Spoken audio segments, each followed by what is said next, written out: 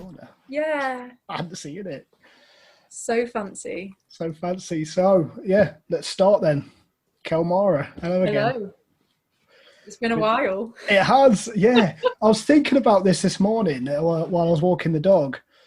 It was January when we met, or when we last met, but it seems like because so much has happened, it seems like it was just years ago. It feels like a lifetime ago. I'm not even being dramatic when I say that, but the amount that has changed, like, I think, globally, collectively, as well as like personally, it's huge. Yeah, huge. Yeah, definitely. It's yeah.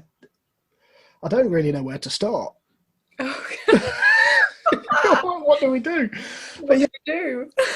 That's a good starting point. Who knows? Yeah, it has been an insane year. Like you say, globally, and so for me, it's been quite a journey as well, because I've been spending much more time by myself than I usually do, and working from home, stuck at home, and it's weird. Yeah, definitely. And I think that there's that transition from, I guess, a lot of us being sort of out there and busy and all of this, and then a lot of us have kind of been, for me personally, have been forced or confronted with this, like, oh, you've got to sit still and you can't move as fast as you're used to moving, and you're going to be more introverted and with with your own space and your own experience, rather than distracting myself from what's going on out there. So I think for a lot of people, that's where the challenges come from. It's like really being confronted with a lot of truths or realities in terms of what's going on in the world, and we can't avoid it. That's it, exactly, because we're all sat at home, we're all glued to our screens. And now more than ever, I think people are actually seeing just how horrific everything is. Yeah. And yeah, some people are acting a certain way and some people are acting a different way, and it's kind of a scary prospect of what's going to come next year as well. Yeah, I think if we've ever been faced with a situation where we're surrendering to fear of the unknown, I think it's now, because there is just no, like, before this all happened this year, I had a rough trajectory of where I was headed. I had a rough kind of, sort of in my mind's eye, it was like, oh, next year maybe this, like a year after that maybe that, like I've got something that I'm kind of moving towards. Whereas at the moment, it's literally like, I don't know what's going to happen next week. Yeah, and that creates such turbulence in my being. It's like, can I really be with that? And it's been a real challenge for me to just sort of embrace that. It's difficult. Yeah. So what sort of things have you been doing to get by with that sort of thing? Well, I've been doing pretty radical things, I would say. Like, radical in the sense of, like, part of what I do, like how I am in the world, is I like to dismantle preconceived, conditioned sort of responses to things. So I've been in a space where I've been able to experiment with, like, just breaking down, like, ideas of what we think things are or how we think things should be. And where I've got to so far in my kind of investigations into that over the last sort of 6 months is the only way out is through. Right. And that's something that my coach, I have a coach called Antisa Jensen now, and she's really sort of, she embodies that herself, which is like the only way out is through. So I've really just been having to sit with my feelings about how things are going on, what's happening in the world, what's happening in my life. And so a lot of it has been sitting with the uncomfortable and just feeling it. And there's been a huge amount of grief moving through, like a huge amount of grief. And some of that is personal. Some of that I think is, sort of seeing what's going on in the world. I think there's a lot for us to be grieving at the moment. And so when I've actually created space for myself to actually just be with those feelings, which is, I've done my best to avoid them for my whole life up until this point. Haven't we all? Yeah. Yeah, and we all have our ways, I'm sure. But to actually just be with that, and then what I've realized is, through allowing that grief in, although it was painful at the start, it's creating space now to see more of the beauty in the chaos. Right. And not to bypass all of the horrible that's going on in the world, you know, it's all around us at the moment. Like, I'm sure we may even talk about that, but it's being able to sort of hold both aspects of that, which is, one, be present for how difficult, challenging, awful things are in many ways, and also still hold this kind of container of, you know, there is beauty and innocence in this, because then I can actually move towards it rather than away from it, you know. Whereas if I was just with the avoidance, then I just wouldn't be able to actually be present with everything that's going on in the world without falling into hopelessness, numbness, or despair. And I think a lot of us are numb. I think a lot of us are numb right now, you know. Yeah, I agree with you on that. I was talking to somebody the other day. And they're asking me, like, you know, how are you doing? How are you feeling at the moment? And most of the time, I'm pretty emotionless. Yeah. And I think that's not just me sort of, no, you're manly, masculine, I can do this. I think it's just, that's my coping mechanism. It's like, at the moment, I'm emotionless. Last week I wasn't. This week I am. Yeah. Tomorrow it might be different. It's how you've just got to do things your own way, haven't you, really? Totally. And you obviously, you know, you're really aware of moving into those states. You know, there's different sort of emotional states, and, you know, numbness is one of those. And I think for a lot of people, they're not aware that that's what they're doing, you know, and I wasn't. And so there's no judgment there.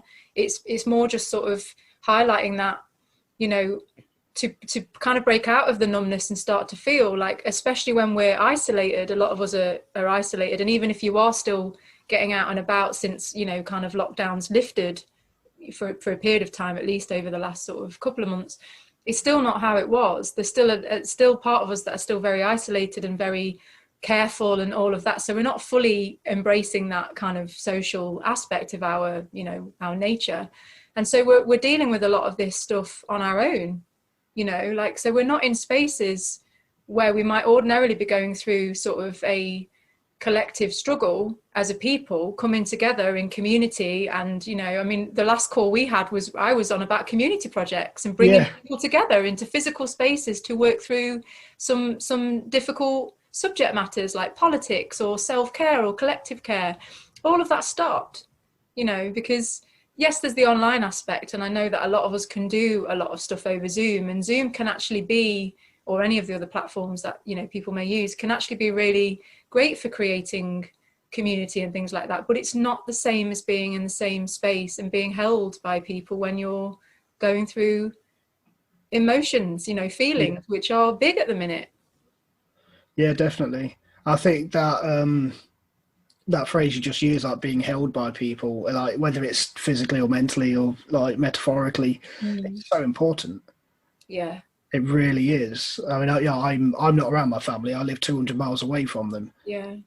So we've been doing video calls and we've been talking a lot more than we usually would. And with my close ones here in Brighton as well, we've all sort of been there for each other. Yeah. But there's always going to be that one thing that somebody holds back. Yeah. And this is one of the things that I've sort of come to realise since March, is that I'm not as open as I thought I was. Yeah. I'm always proud of myself. Yeah, I talk about anything and everything. I'm really open. I'm really not. Oh my gosh, we've been on a similar path, Andy. Yeah. There's so much that I just keep to myself that I don't fucking talk about. It's like, when there's no problem, I have people I can talk about this stuff with, but there's just that one thing that's going, no, it's fine. So it's all right. You'll deal with that later. It's okay. I never do. Oh, I am hearing that big time. And what a time it's been for a lot of people to really like face some of these parts of ourselves, some of these truths that are coming up. You know, I had a process yesterday where I am well known, like on the internet and in my, you know, sort of social circles, as being quite vulnerable and transparent. Like, I'm willing to do the uncomfortable thing, and I'm willing to be public about that, because I feel that in essence is giving permission to other people to be vulnerable and, you know, authentic about their experiences. And then I suddenly had this this moment where it was like, oh shit, so I think I've been being vulnerable, and to some extent I have, because what I do is essentially vulnerable in the eyes of other people, but for myself it really is still quite safe. And I was like, ooh, there's suddenly a discovery, like, where I'm like, oh, my ego's been like basically doing a number on me for the last however many years, and I'm only just realizing that now. And there was laughter there, of course, because I find it really endearing when I discover these things about myself, and I'm like, Yeah. oh, you've been so sophisticated in your avoidance strategy, Kelly. Well done. And I praise it, because, you know, our avoidance strategies are there to protect us. And a lot of us have done a really good job of surviving and keeping ourselves alive, you know, and all of that. And then there comes a point where it's just like, and we don't need to do that anymore. You know, it's okay. So it's just given me an invitation to just really challenge that a little bit more and start to be more vulnerable in the sense of the feeling stuff, which I was talking about, which I haven't done well up until this point. Like, I can talk matter of factly about really, really emotive stuff, but I'm disconnected from the feeling. Yeah. So in essence, it's not actually vulnerable, if that makes sense. That actually does make sense, yeah. It's sort of like you're taking yourself out of the picture. Yeah. Even though you could still be talking about yourself, yeah, but you're doing it from a sort of outside point of view. So, and the way I would reframe that, because of where my trainings are taking me now, is that what I'm actually doing is I'm actually outside of my bodily experience, because my feelings are actually coming from my body, and it's my mind that's disconnecting that so that I can be present and just rationalize it in my head. But actually what I need to be doing is connecting the two together. And Right. That's what authenticity is. That's what vulnerability is for me, is having the two combined, so that when I'm speaking to somebody like I'm speaking to you now, I'm super connected with how my tummy feels right now, how my breathing is right now. Am I relaxed? Am I feeling a bit nervous? Is there a bit of flight energy because I'm a bit like woo? Or am I feeling grounded right now? Is there emotion moving? And all of that means that I can just be way more authentic and way more vulnerable. And it actually means then that I can be more in tune with what I need, which is another thing that's really important. I think us two are quite similar in that way, as my sense is with you anyway, Andy, is that like a lot of the time, part of that keeping or withholding information that we might want to share is because there might be a need in there that we're just a little too afraid of showing, because that is vulnerable. It's like, oh crap, I need something in this moment, and I'm too afraid to ask for it, because what if it's a no? You know, can I deal with that? You know, and ultimately we can. It's younger parts of us that are sort of scared about that, but it's still really, really, we're just human, aren't we? It's kind of gorgeous, really, when you think about it. That's it. And yeah, working through these things, I think obviously the first step is recognizing certain aspects of yourself that you want to change, or you want to work on, you want to develop. One of the things that I've really been reading a lot into toxic masculinity recently. Yeah. And but yeah, I thought you might like to talk about that at some definitely, point. Yeah. Because there was something that I read, somebody I know put something on Facebook about how all masculinity is toxic. I disagree with that. I disagree, yeah. But I was talking to a good friend, my friend Matt Smith, and because he was saying that he sees me as quite masculine, quite a manly person, and I can see his point. But one of the things that I see from him as being more masculine than me is he has absolutely no problem with telling his male friends that he loves them. I can't do that. Yeah, I really can't do that. He does it. He says it to me all the time. I'm talking to him on the phone, say, "I love you, buddy," and then he's gone. Oh. And it's like, yeah, I can't. I just can't do that. I can't. Like, even friends that I've had like for 20 years, 30 years, like I think they know it, but I can't do that. But with friends like Flo and friend Astiana, I can say it to them as much as I like, and that's easy. Yeah. So is it particularly with like saying it from a man to a man? Is that the challenge? That's it. Because at first I was thinking, oh yeah, just I'm not, because I've got a few issues when it comes to love and things like that anyway. Consistently single, really bad at relationships. Give up that. and I was like, no, it's just telling my friends. And then I realised no, because when I'm talking to Flo McCarthy on the phone, when we hang up, we all say I love you. Yeah. And then hang up. It doesn't mean it. It's a friendship thing. I refer to as my platonic soulmate. Yeah. Nice. And then I was like, no, it's just male friends. I can't say this to male friends. It's really curious. I mean, I have theories about that, and it's interesting that this is coming up. It's kind of, I'm just going to stick with interesting, but I'm training at the moment as a psychosexual somatic coach at the moment. It's like a modality of healing therapy for people, and it looks at our core wounds as children, so our developmental trauma. So as we're growing up, like what we might experience as we're, you know, pre-birth up until, you know, maybe seven years of age, when it kind of is the main sort of foundational years, and how that then manifests in our ability to be intimate with others. And intimacy being like any sort of emotional vulnerability or closeness with other people. It's not, I mean, intimacy is often misconstrued as just physical intimacy like sex, but it's not. It's the whole spectrum of how do we manage closeness and vulnerability in our relationships and how we relate to people. And so there will be something in that for you around particularly the male energy, or, you know, the sort of masculine energy that's activating potentially a core wound in you that you feel the need to protect. And it's totally normal. Like, I have that in a different way. So it shows up, you know, it shows up in all of us have it basically. So I don't think there's a human on the planet, even those that, you know, are enlightened and all of that, you know, there will be some core wounding in all of us just through the very nature of how we're born. You know, it's just there, and it's okay.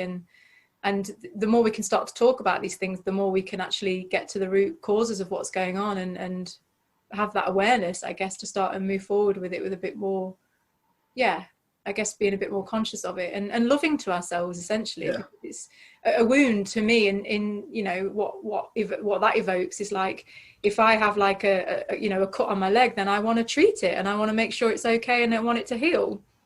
So it's like having that loving energy towards all of these parts of ourselves that are just trying to be protected, you know, to stop us from being hurt or experiencing pain. It makes a lot of sense. But there'll be something in there for you. And I always find it like, it's why I'm studying it, because I find it super fascinating in terms of how it shows up. Yeah, because I mean, this is one of the things that I said earlier about, you know, I always thought I was sort of such an open person, but then I realised that I'm not.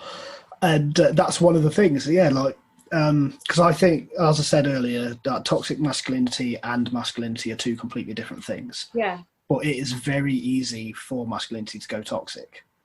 Yeah, definitely. I mean, it really is totally part of the, well, you know, we're looking at the sort of cis hetero patriarchy, you know, it's like, there's been a lot of, I've been talking about a lot about that sort of more recently in terms of, you know, there's often a kind of a view that patriarchy is, you know, mostly affects, like, if we're going with a heteronormative slant because that's how it started, but it affects women.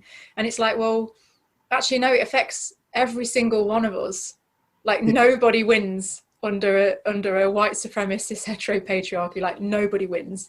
Obviously, more people might struggle or suffer under that to varying degrees, you know, in terms of our levels of privilege and intersectionality and things like that. But when it comes to that affecting men, this is where toxic masculinity is born. You know, it's like, you know, men have been conditioned to be a certain way, just as women have been conditioned to be a certain way. And then obviously there's all of that space in between for those that identify as non-binary. And then, you know, that kind of just doubly kind of impacts those people because they're not fitting into that sort of framework, you know. And yeah, I think for me, what's come out of this more recently is with the sort of, I kind of been looking at feminism in a different way. You know, I've kind of been looking at feminism and all of this kind of embracing of the feminine as an energy, in terms of the idea that we have the duality of, we all have the duality of masculine and feminine energy within us as beings. And if you don't want to do the masculine feminine thing, then it could be like the yin or the yang, or the sort of the outward and the inward energy, that kind of stuff, however you want to frame that. I do prefer to use at the moment masculine and feminine, because that's kind of where I'm at.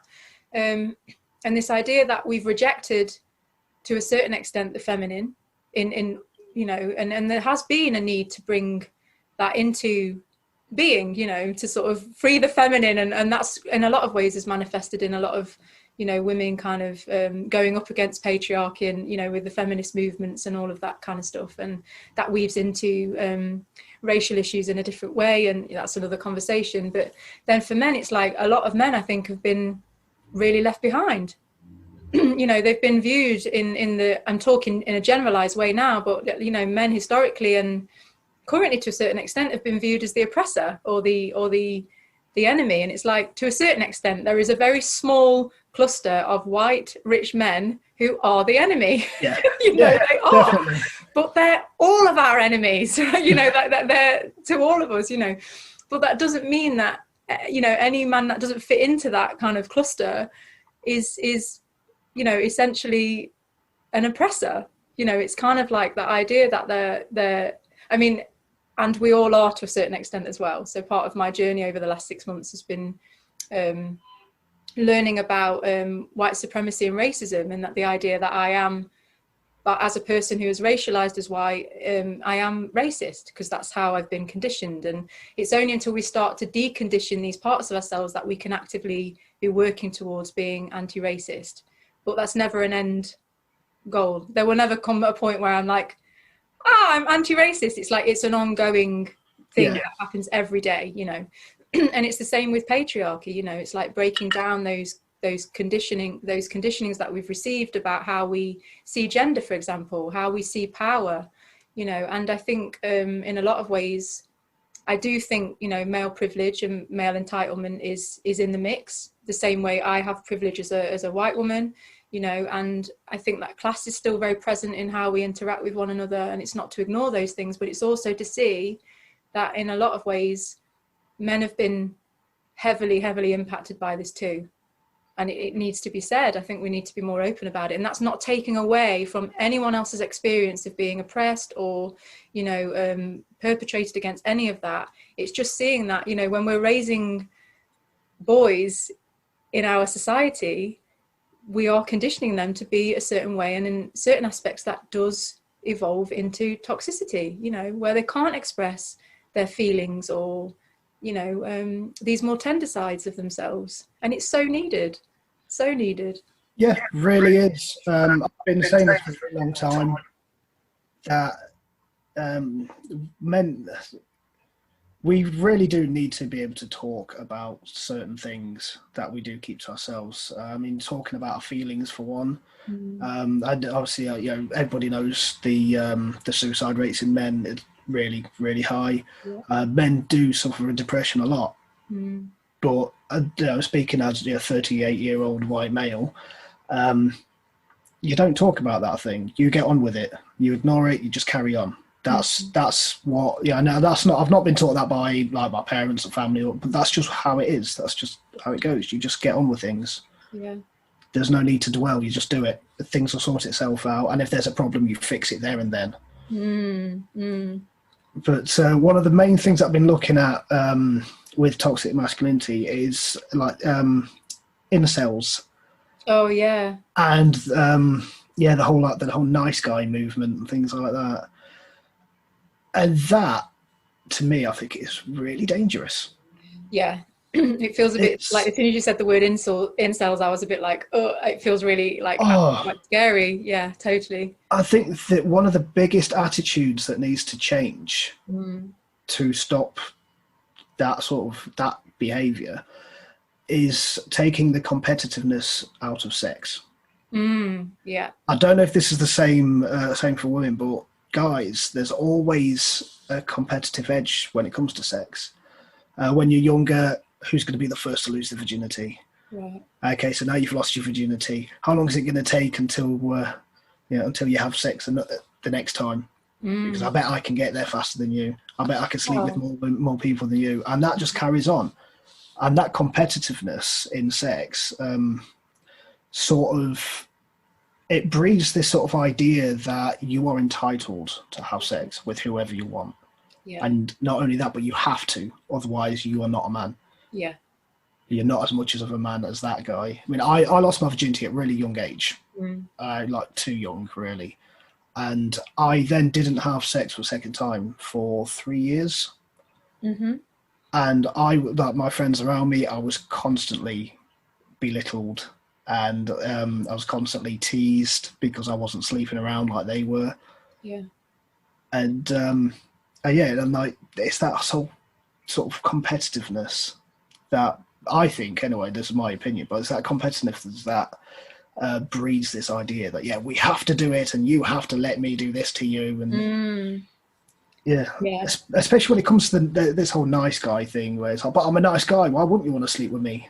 It's like, well, you're being aggressive, so you're obviously not that nice. And totally. And I think this brings up a lot for me, actually, Andy, and I really appreciate you sharing that. And I think, obviously, I'm not a man. I don't identify as male, so I can't understand that aspect. And speaking from my point of view, as someone who identifies as a woman, it's like I don't have that same relationship to competition. I think women are competitive, and our competition is usually around looks and how we look. And it's this socialization, this conditioning around women have been conditioned to look a certain way to attract in a partner. You know, that kind of performative, I'm here to perform for you. And then that feeds into what you're describing around how men have been conditioned to get and to, you know, it's almost like this conquest type vibe that's going on. It's been really present for me, actually, over the last few months. And I'm so happy we're having this conversation. But like, one of the things that I've been exploring in some of the work that I've been doing is so I think I spoke about this on the first podcast that we did together, is around the shadow work and the shadow integration. And part of the shadow work that I've been exploring in my own unconscious is the inner predator.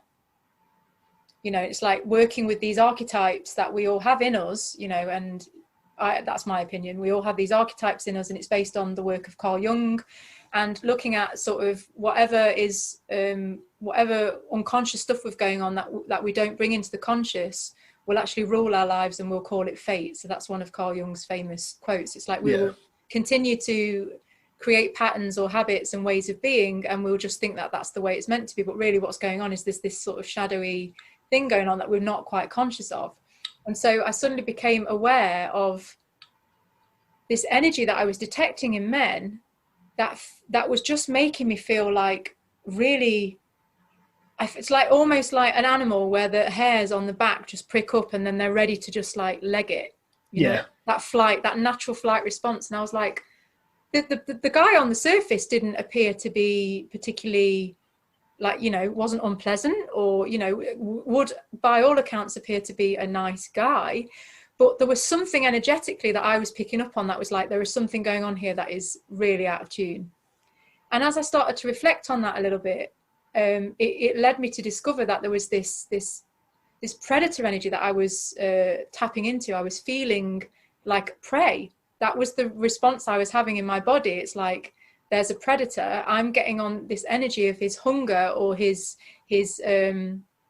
kind of really strong desire, or almost aggressive in this energetic penetration of, I want to, you know. And usually I'm kind of open. If people want to be full on and be like, hey, Kell, I think you're fit, let's get it on. You know, there's one way of doing it. Like, I'm really up for people being open with me, but it wasn't that explicit. And so I was detecting that this person just didn't have a grasp on how they were coming across energetically to me. And that was just a total like turn off. I was just like, I am not interested, because there is something going on about you where you don't actually see how aggressively you're coming across in your sexual energy. And I feel the need to protect myself from that. And obviously that energy, unfortunately, leads to some people crossing people's boundaries, you know. And I'm sure there are many of us, and I'm not even going to bring gender into this, because, you know, I know a lot of women will empathize, but it's beyond gender. But it's like, when it comes to our boundaries, if you're not fully embodied in your boundaries so that you're able to detect that sort of stuff, then it is, and it has happened to me, that's how I've learned. Then you might find yourself in situations where, you know, your boundaries get crossed because of this kind of inner predator that's not being talked about or brought to the surface or spoken about. And this is where it comes back to the earlier bit you said around, you know, men or people getting together to talk about feelings. But I think there's also about men getting together and talking about the competition, the conquest.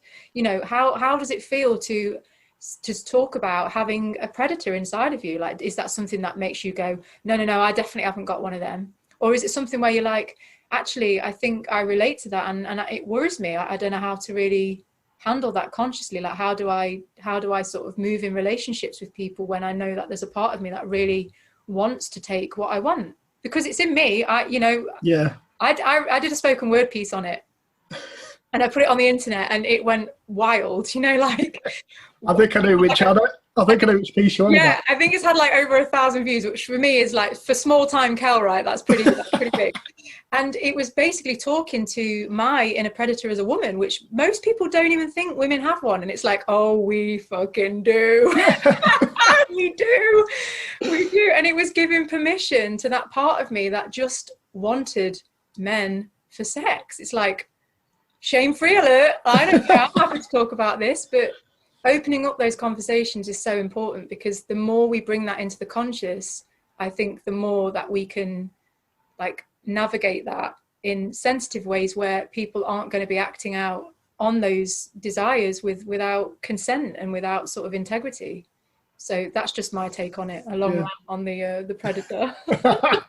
I think you are absolutely correct. Obviously, everybody does have that side of them. Everybody does have a part of themselves that is the predator. And when you said it's about having that conversation and just sort of like, because let's face it, sex is fun.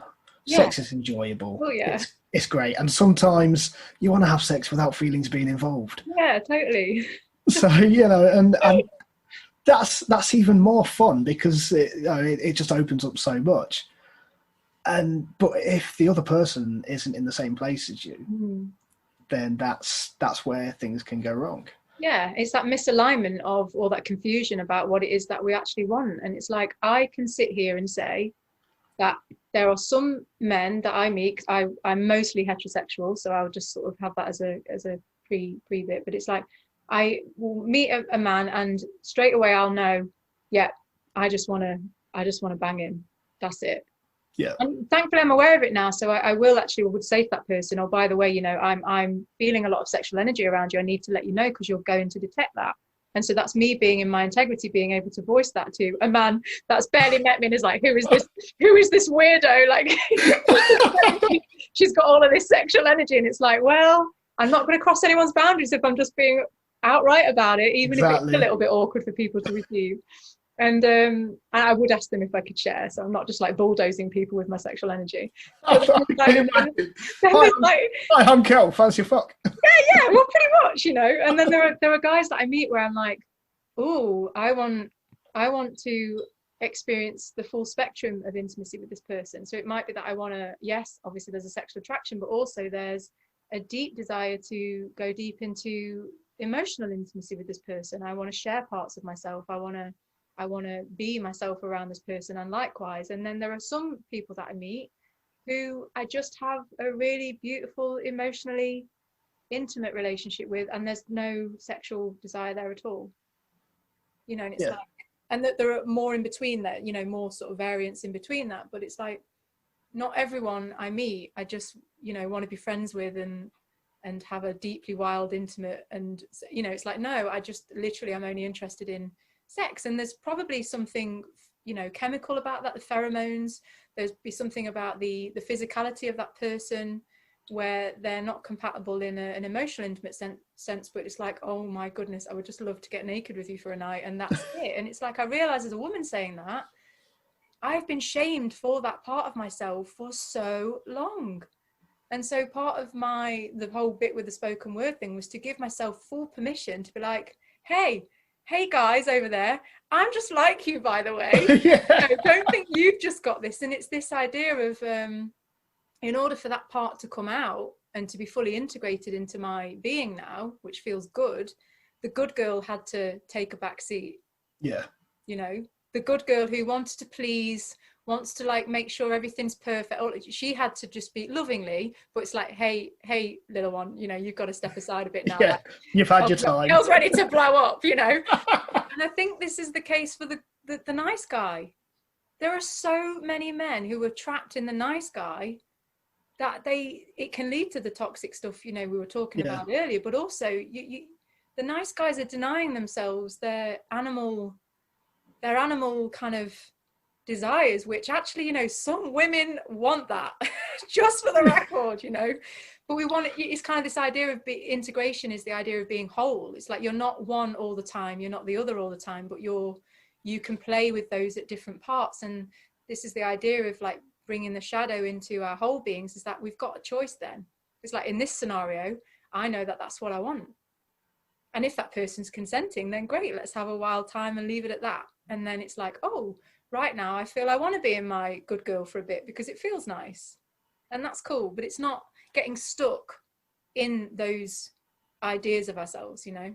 It's not getting stuck in those identities. It's like being able to just be the whole package as and when we want to be, with awareness. Yeah. You've got a lot to say about this. I love it. It's great. It's great. Because I've been wanting to talk about this sort of stuff for fucking ages. It's like, because the more I look into it, the more I can kind of understand where these guys are coming from, but also I can't. I'll tell you a story. I've actually, because I knew I wanted to talk to you about this.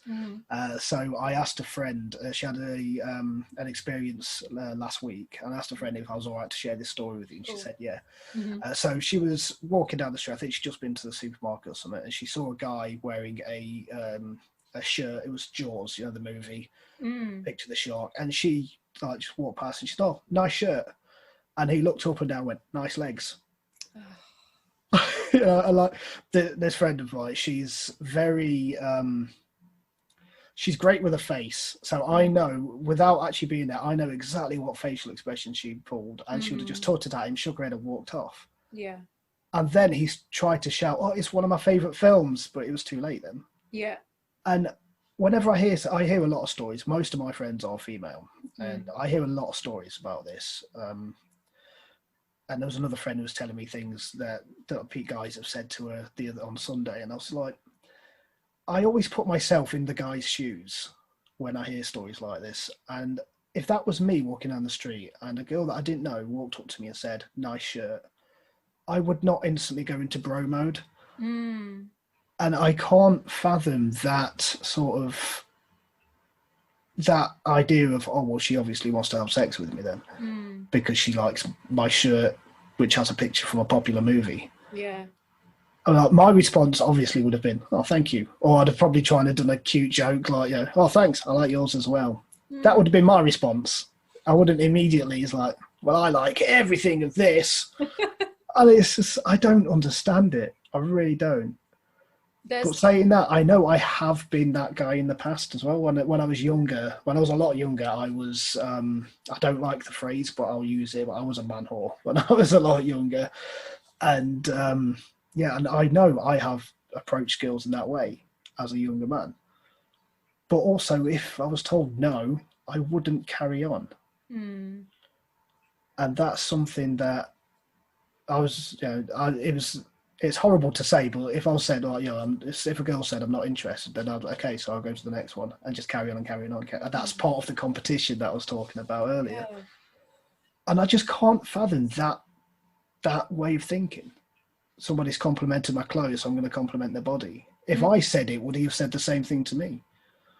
Potentially not. I don't. Maybe your legs wouldn't have come into it. I'm fairly certain. My legs are pretty nasty, to be honest. I wasn't kissing your legs. It was more just about. Well, I've got deformed knees. Yeah. That was gender specific to your friend being a woman. Yeah. Yeah, definitely.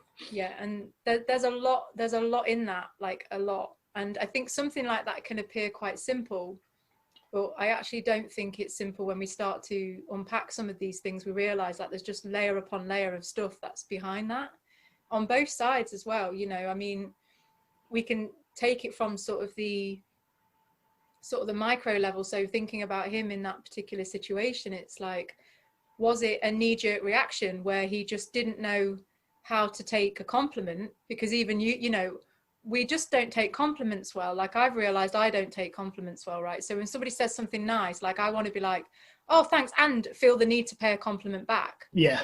But you don't, because you just basically what you've just done is you've just not actually accepted the compliment and allowed that goodness to go in, right? You like I've got taking it back. It's like, I'm so uncomfortable taking compliments. Shit, yeah, I'm gonna throw it back. I've got a You great example. I've got a great example of the kind of the opposite. I know she won't mind me saying her name. So Flo McCarthy, I talk about her a lot. She's who I do the other podcast with, Flandy. She's my co-host on that. Yeah. So when we worked together, I came into work and I was wearing dark blue jeans. I think I had grey trainers, a grey hoodie, and a baseball cap. Right? And what she meant to say was, that's the outfit Channing Tatum wears in Magic Mike. But what actually came out was, you look like Channing Tatum. It's like, no, I don't. I always bring that example up because, again, like, it's that difficulty of taking and giving compliments, because do you go too far? And it's like, yeah, and no, and that's the other side of it. It's risky, isn't it? It's always... yeah. I was like, I am under no, like, I know I look nothing like Channing Tatum. If I did look like Channing Tatum, I would not be consistently single. Let's face it. I'm not sure it's your looks which leads to your continual singleness, I assure you. Yeah, it's like, it makes me laugh. But yeah, I often think back to that moment and like see the look on her face when she said it, when she realised what she'd said. You're like, I'll take it. Yeah, always makes me laugh. I was like, no, I don't. I'm just wearing a similar outfit to what he wears in a film. Which, to be fair, is quite common for male wardrobes, right? You don't really have a... Yeah. Exactly, but no, yeah, I see. I know your point. I don't know how to take compliments. Yeah. I always tell people to shut up. Yeah. One of my friends always tells me, if she thinks I look good, always tells me that I look good. And I was like, stop it. It's not just, I always look the same. It's no, stop it. It's fine. And there's another friend of mine, because this is another thing as well, is compliments. Guys take compliments a bit too far. When Me Too started, I was seeing a lot of people say, oh, so we're not allowed to find women attractive anymore. It's like, of course you can, but just keep it to yourself. Yeah, you don't have to say things. And so I've got, like I said, I've got lots of friends who are female, and I talk to them differently because that's how our relationships are. That's how our friendships are. So, for example, like me and you, we're friends. There are things that I would say to Flo that I wouldn't say to you. Yeah. So, for example, one of the things that me and Flo often do when we greet each other is we'll slap each other's arse. Great. I wouldn't do that next time I see you. Yeah. Not unless you ask me. Yeah, that's it, exactly. But that's okay with Flo, because I know that, that's within the boundaries. Within your boundaries, yeah, totally. Yeah. Yeah. That's cool. And there was another friend of mine who I hadn't seen her for 3 months, and she, because it was when the lockdown started, she had to move back home, and then we randomly bumped into each other at a BLM march. And then we spent the rest of the day together. And again, this is the sort of friendship that we have.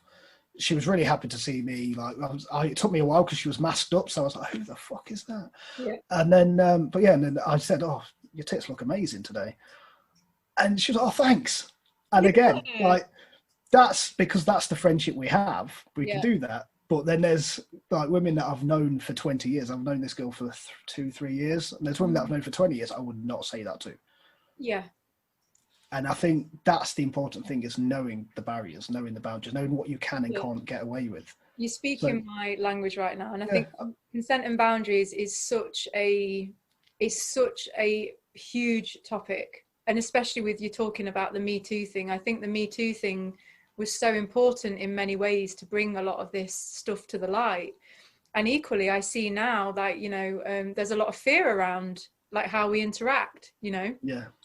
And that's why I'm just a big advocate for just seeking consent on multiple levels. Like, even one example, like I'll share with I have, many friends, and even when I'm feeling a little bit blue and I need some support, like I might need some airtime with somebody, and be like, hey, I'll message them and be like, hey, do you have capacity right now just to receive, a voicey or a text sort of thought stream about how I'm doing at the moment, and could you just witness me in that or offer some kind of support and love? And they'll be like, yeah, I've got space, or actually can you give me a couple of hours, I've just got to finish something off. And it's like, even down to that level, it's like treating one another's energy and, you know, space for these things as part of the boundaries as well that we talk about. It's like, a lot of us will cross our own boundaries when we, you know, we know we're tired, but we push through and we do something anyway. Or when we know we should have said, you know, no to that person, but we ended up saying yes because we might feel a little bit guilty, or like, oh, you know, we've got to support them, or all of this kind of stuff. And that's like the more subtle level of boundaries. But then you've got, you know, the other end of that, where it's like people that will deliberately hear a no and won't like it and will want to push up against that. And I encounter men like that, you know, part of my work at the moment. So I'm working as an intimacy coach, actually, which is why I guess it's kind of topical, is through the education work that I've been doing with it is mostly men, although not the participants were not all men, was around sort of consent and boundaries, and realizing that there's a whole journey for someone who identifies as a woman like myself, as a whole journey before I can even get to a no. You know, and that's like breaking down like the part of me that wants to please, that's been conditioned, you know, breaking down like the good girl that wants to sort of say yes and please you, but really it's a no because I'm not feeling like I want to do that. And I guess there are some people who will be listening to this that have definitely had sex with somebody when they really didn't want to have sex, you know. And I've been there. Like I know definitely other people have been there. Yeah. And so it's like it's all kind of in the soup of, let's just get it all out in the open, so we're not guessing, we're not sort of then fearing making mistakes, because then otherwise we close up. And it's like you said, that thing about post Me Too, it's like, you know, I can be attracted to a woman but don't say anything. Well, I have a different view on that, which is, hey, be attracted to a woman, but just check your energy about that. What is your attraction? I think that's more what I mean when I say that. It's instead of like, you know, because I do it, I'll see a girl I don't know walking down the street and I think she's got a cracking set of tits, but that doesn't mean then that I have to go up and tell her that. No, there are guys who will, and that I don't understand. Just because it enters your head doesn't mean it has to exit your mouth. No, and I hear you. And I also think there's this part of us that gets into, and you know, maybe it's an unconscious part for a lot of people and it isn't for you, but it's like that part of us that feels the need to assess another person's body, like, you know, like that guy outside the thing going, oh, nice legs. It's like, why does anything to do with my body need to come into this? You know, it's like, and I know that I get looked at. I'm not going to be like naive about it. I'm not like, you know, I guess in some conventional setting I would be deemed as attractive. So I know that when I'm in certain spaces, I do get attention. I've had to learn that because I used to be this woman that was oblivious.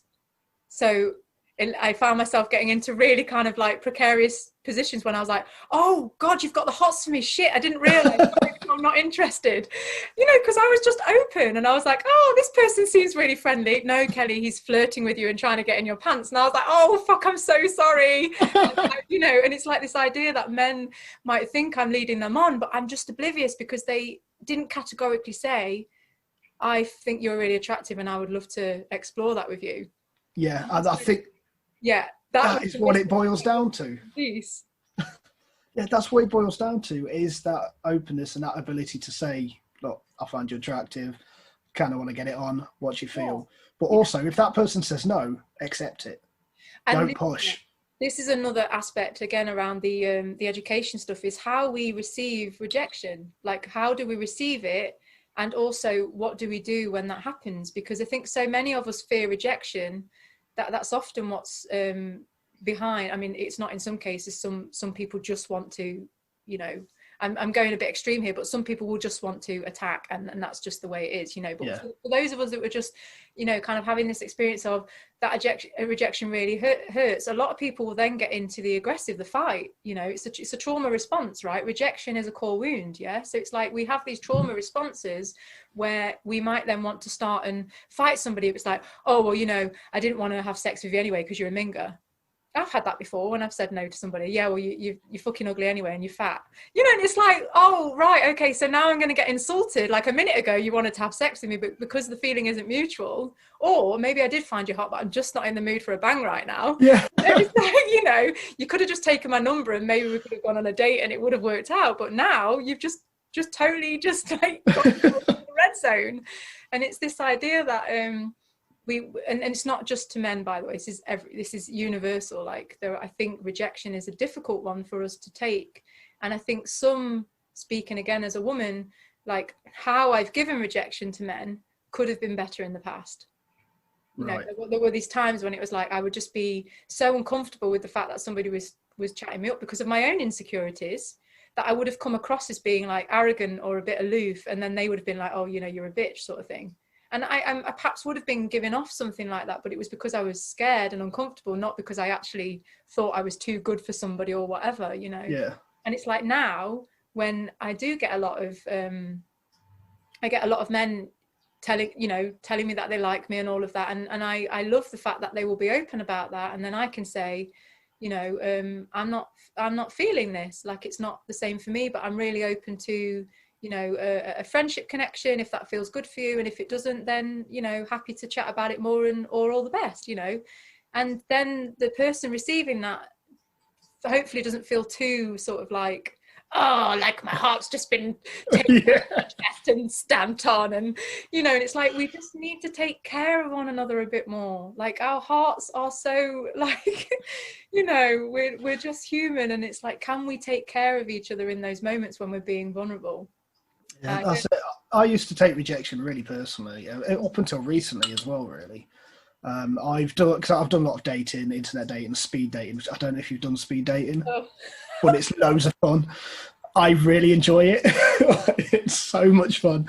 But and I've been on a few dates, and then I've got the message like, I don't think this is going to go any further. Sorry, I've had a really nice time. It's nice meeting you. And I always like, so what have I done? What, you know, trying to analyze it, like, so what can I do differently? But then I'm just being myself, and it's not necessarily going to be me. It's going to be them. And it's not, I'm not saying that in a bad way. It's going to be, they just, you know, there's just something, there's no spark, there's nothing. And that's where, and with most of these people that I go on dates with, when they say, oh, I don't think it's going to happen, I always say, well, if you do want to go for a drink, nothing, you know, let's get away from, because going on dates can be a bit awkward. Yeah. So let's get away from that. It won't be a date. We'll just meet up as friends because we got on. Why not stay in touch? And most of these women I've stayed in touch with. Yeah. And it is always quite nice that way. But then I know that some of these women are going to be thinking, he's still going to be carrying this on, as in he might be able to get something. But and I think that's something that comes from decades ago, where it was sort of accepted that men would just pursue. Oh yeah, and some still heavily in this system. Like, you know, it's not all kind of like sort of sweet songs and roses. You know, there are still men out there that are very much don't take no for an answer. Yeah, they do still pursue. You know, I think it was only recently when persuasion was included in the definition of rape. You know, it's like I've had a situation in the past where a guy would try incessantly to persuade me to have sex with him, and in some circumstances we give in, and we're just like, oh, for God's sake, you know, is this person just ever gonna like back off and leave me alone? And it's like, there is that, and it's like, what is beneath that drive, that kind of, you know, maybe it's the competition, maybe it's the conquest thing, maybe it's just that they, I don't know, needed love in that moment, and the only way they knew how to get that love need met was through sex, because, you know, that's a thing that happens too. And it's like, I don't understand that, because I've never been somebody that's pursued something, when personally speaking, you know, I can't relate to that aspect of it. But it's like there is still so much in that at the moment, that I think there's such a mistrust, you know, around kind of like how we relate, and I am being heteronormative because that's kind of my relating experience. I don't have experience yet of relating with people romantically or sexually who are non-binary at the moment.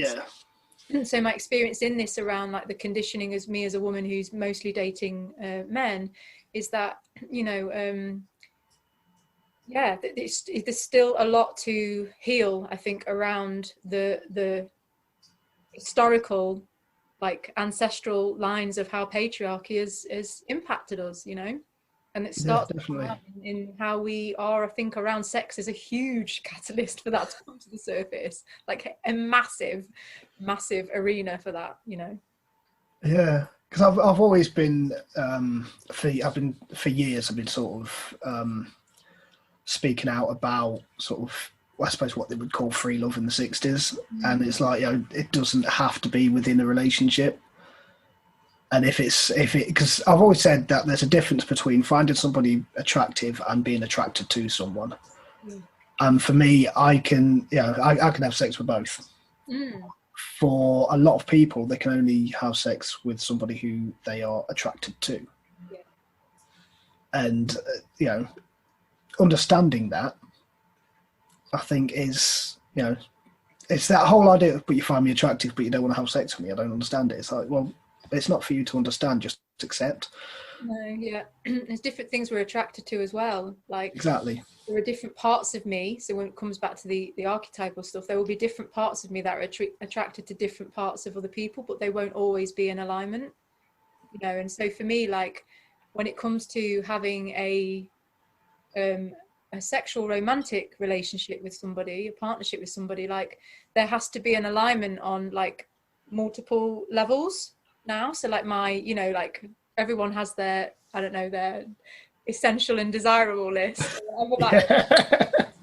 Yeah. And I definitely did that when I was younger. But it's like now, it's like, is my mind attracted to them? Like, you know, do I have a level of intellectual, you know, kind of like stimulate, you know, could we have a conversation like we're doing right now? Like, this is highly stimulating for me, and I'm like, woo, loving this, Andy. And then there's like the part of me that's like, is my heart like saying yes to this, you know? And so that's really about like, does this person create a sense of safety in me? Does their energy feel safe? Do I feel safe being around them? Or is there sort of an energy that kind of makes me want to avoid them a little bit? Because I was picking up on something. Not everyone's into energy, but recently I've become more aware of how sensitive I am actually to it since Right. since the self-isolation. Actually, I don't know if people relate to that, but since being in my own space a lot, I've realized that when I go out of my space and I'm around people, I'm like, whoa, I just left that person and suddenly I feel like I've been hit by a bus. Like, what's that all about, you know? Or, wow, I just spent some time with that person and suddenly I'm like, woo, everything's so lovely and yummy. Like, oh, wow, there's all this energy going on that I can't see, but it's having an impact. And then it's like, what's my gut saying? Like, is this like do I want to dive into this, or am I unsure about it? Have I got some questions about it? And then the last but not least is the yoni is like, oh, are my juices flowing for this person? Is there a yes from the yoni? And that's a lot. That's a lot for somebody to meet. You know, I'm aware of that. I'm aware that that's kind of like a big list, you know, for somebody to be compatible with those parts of me. But I know that if I relate in a particular way that isn't, for a partnership, I'm talking about an actual relationship, then I know that it's going to be out of tune for me. There's going to be something that's just not quite right, that won't feel quite right, and that I won't fully sort of be in that relationship. Whereas if it's just like, oh, that guy's a definite yes from yoni, but is a no from the heart, probably a no from the head, because, you know, he might be giving me some vibes that are like, yeah, you're sexy, but I would never date you. You know, it's like, and that's okay. It's like, there are different parts of me that are attracted to different people for different things, and that's all right. And it's the same way with the head and the heart, you know. And if I've got those first three, that probably means that I'd have a really lovely emotional friendship with a person, but there would be no sex, because it's just, it's like, no, just not, it's not there. Yeah. And I think that for me has been my way of just relaxing into attraction a bit more. So I stop analyzing who I'm attracted to now, and I just sort of feel into it, and I'm just like, yeah, I know that I'm sexually attracted to this guy, but actually I'm just not in the mood right now, so I'm just going to let that one go. That's all right too, you know. We don't have to act on every single attraction that we have. We can have desires and not actually have to have them. And I think this is also part of this hunger that a lot of us move around the world with, you know, this hunger for, whether it's sex, whether it's intimacy, closeness, you know, so many of us have this hunger, and it's like a lot of us don't know how to feed that hunger. because of the way we've been conditioned about how intimacy works. You know, some of us don't know that when we're craving sex, what we're really craving is love and closeness. Yeah. You know, it gets confusing and we're like, oh shit, love and closeness feels scary, so I'll just have a fuck instead because it's evil. You know, and I'm in there, no judgments again, you know, it's all part of it. And yeah, I just think that I mean, I'm just so open about this, Andy, because I just think more people out there like me, please come and say hello. Yeah, get in touch. Yeah, I'm kind of the same. Like, I talk about a lot of things like this because I don't believe in the uniqueness of the individual. I think if I think a certain way, thousands of other people think the same way. Yeah. So the more I'm open about this sort of thing, the more I talk about this sort of thing, then the more I'm going to attract these people towards me and surround myself with like-minded people. It's one of the reasons I started podcasting. It's one of the reasons I got into doing stand-up comedy years ago. Yeah. And it's because I don't know if I told you this, but I'm going to go back into doing stand-up again next year. Oh, wow, cool. So I've been working on lots of material. Yeah. Mainly around, I've been taking sort of negative things that have been thrown at me and making jokes out of them. As a way to just get some really effective material that people can sort of relate to, and also in a sort of therapeutic way. And like unsuccessful dates is one of them. Yeah. And dealing with rejection is one of the things that I'm sort of turning into a routine. Nice. So I'm really looking forward to getting that out there. Yeah, and humour is we need so much more of it in the world right now, you know. And again, definitely, I'm not sort of advocating for, like, you know, I'm not meaning to sound flippant about some of the big things that are happening in the world, but what I'm trying to say is humour just allows us just to not take ourselves so seriously, I think, in moments, and it can be just a bit more like uncomfortable truths or topics can just be a bit more accessible when we're humorous about it, when it's done in a, you know, as I imagine you will, it's like either if it's self-deprecating or it's done in a sort of respectful but sort of edgy way, it can be actually quite transformational. Like, I remember seeing some stand-up that was super edgy about some super edgy topics, you know, like stuff that's going on in the world, and mostly politics, because that's kind of like edgy at the moment. And I remember just being like laughing, but then having that like dread just slowly down my body as I was like, oh gosh, that one, like a right sucker punch in the gut. And I don't think I would have let myself go there if it hadn't have been through the vehicle of a comedian, like making some very intelligent you know, jokes in sort of satire, but it was kind of like heavy satire, you know. It was like, yeah okay, I'm not avoiding that anymore, clearly, because it's there. Yeah, I've always thought the sign of a really good comic is that is somebody who can make you laugh and feel the opposite emotion at the same time. That describes it, my experience, so well, thank you. Yeah, and that to me, whoever that was an amazing stand-up comedian. Yeah. It's like one of my favourite comics is Eddie Izzard. But Eddie Izzard doesn't really do that kind of comedy. Yeah. But one of my favourite jokes is my favourite Izzardisms, as I call them, is they always say blood is thicker than water, which means you have to be nice to family, but custard is thicker than blood, so does that mean we have to be nice to trifle? And that, very true. That is one of my favourite jokes. I think that was on some random Channel 4 programme, like when I was younger. I saw that and I just went, I want to do that. Like, I want to be a comedian, and it was so like that's one of my favourite jokes.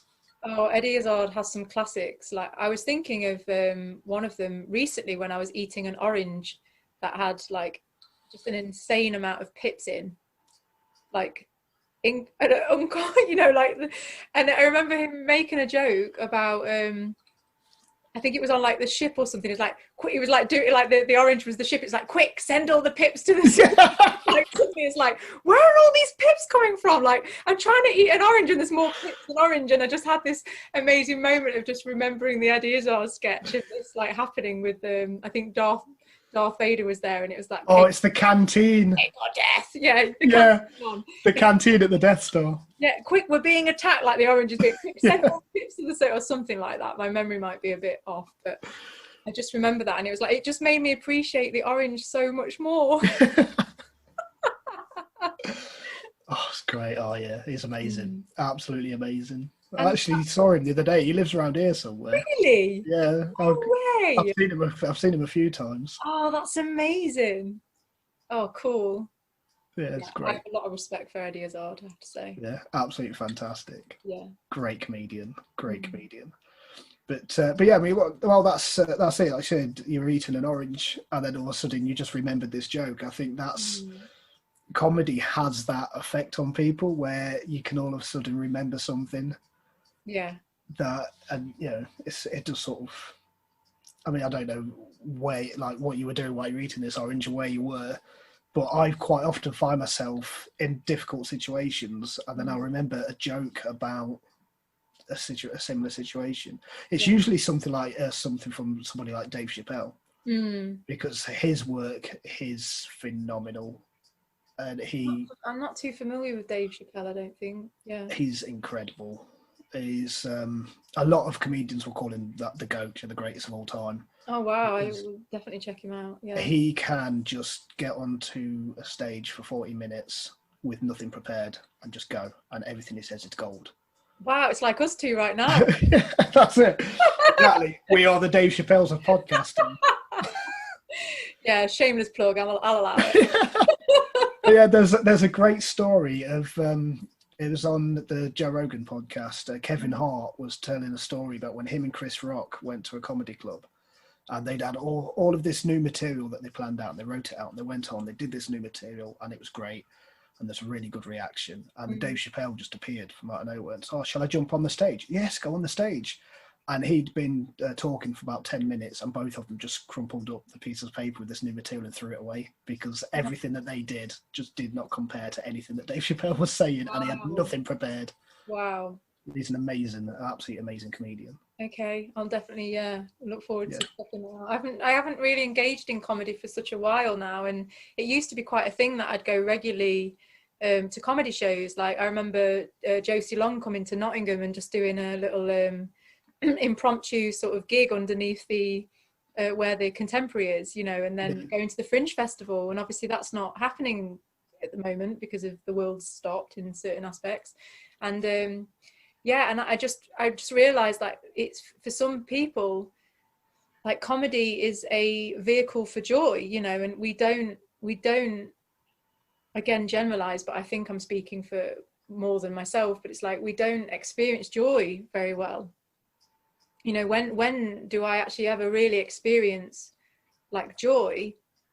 And like that's few and far between at the minute. And yet what I might have when I would have experienced it before would have been going to like a comedy show and just laughing and just having like belly laughs. Like, it's like, when was the last time I actually did a belly laugh and just really, really let joy into my body and just like felt good? And it's like part of me, I'll be honest, like, and this is vulnerable to share, you know, that's what I'm all about, so let's get on with it. It's there is a part of me that at the moment that feels a little bit guilty for feeling joy. You know, it's kind of almost like at the moment I'm kind of going through, you know, there's so much shit happening in the world, there's so many people suffering, and here I am like laughing and feeling joy, and it's like, oof, that feels really like uncomfortable, you know. And I've noticed that that's been one of my discoveries over the last sort of 6 months, is that I've deliberately been denying joy through, you know, various ways, whether it's not engaging in comedy, which I could be watching at home, it doesn't have to be at a show, and obviously missing out on maybe the more joyful interactions I would have if we were socializing in groups and that kind of thing. And just noticing, because there's been an absence of it for so long, it's like moving into a space where it's like, oh, can I invite some more laughter and joy into my life? And it's like, oh, yeah. I don't know. Are we allowed? Are we allowed? That's it. You just, oh my gosh, you hit the nail on the head. Am I allowed to feel joy? And at the moment, I don't know, is the honest answer. This is a big thing about writing jokes. Because it's, am I allowed to say these sort of things? Am I allowed to make fun out of this certain situation? And yeah, I think a lot of people feel that when they're hearing jokes, especially this is like edgy jokes. So there was Joe Rogan, again, another one of my favourite comedians. He's a bit of an idol of mine. He, in one of his stand-up specials on Netflix, he sort of makes light of the Harvey Weinstein thing. Oh yeah, okay. But he does it in a way. It's not just sort of like, well, he didn't really do anything wrong. No, he expressly says, what Harvey Weinstein was wrong. But if that was Harvina Weinstein and it was an old, fat, ugly woman, he wouldn't care. No one would be like him personally wouldn't be bothered. And I was laughing at everything he was saying, and I felt guilty because I really shouldn't be laughing at this, because he is kind of making light of a nasty situation, but also, like, should we not laugh? Well, actually, this brings up something really current for me at the moment, and it's edgy to share. So I'm gonna sort of say that, but I'm going to be controversial because I think it's honest that I'm controversial because that's my truth right now. Yeah. And like this aspect of like looking at the shadow work as well. Like part of my shadow explorations has been around a practice that's called existential kink, and it's a book. Not just a book, it's a practice that's been founded and a book written by an amazing human being called Carolyn Elliott. And if anyone's interested, like, she's got 3 chapters on her website as well. And the premise of existential kink is having is evidence of wanting. So it's this idea that if you've got something present in your life that you don't like, or you're not totally turned on by, like, what's actually happening is somewhere subconsciously you're really turned on by it. Right. This idea that, all of the taboo things, all of the things that are happening in the world, like the idea that God is a kinky motherfucker.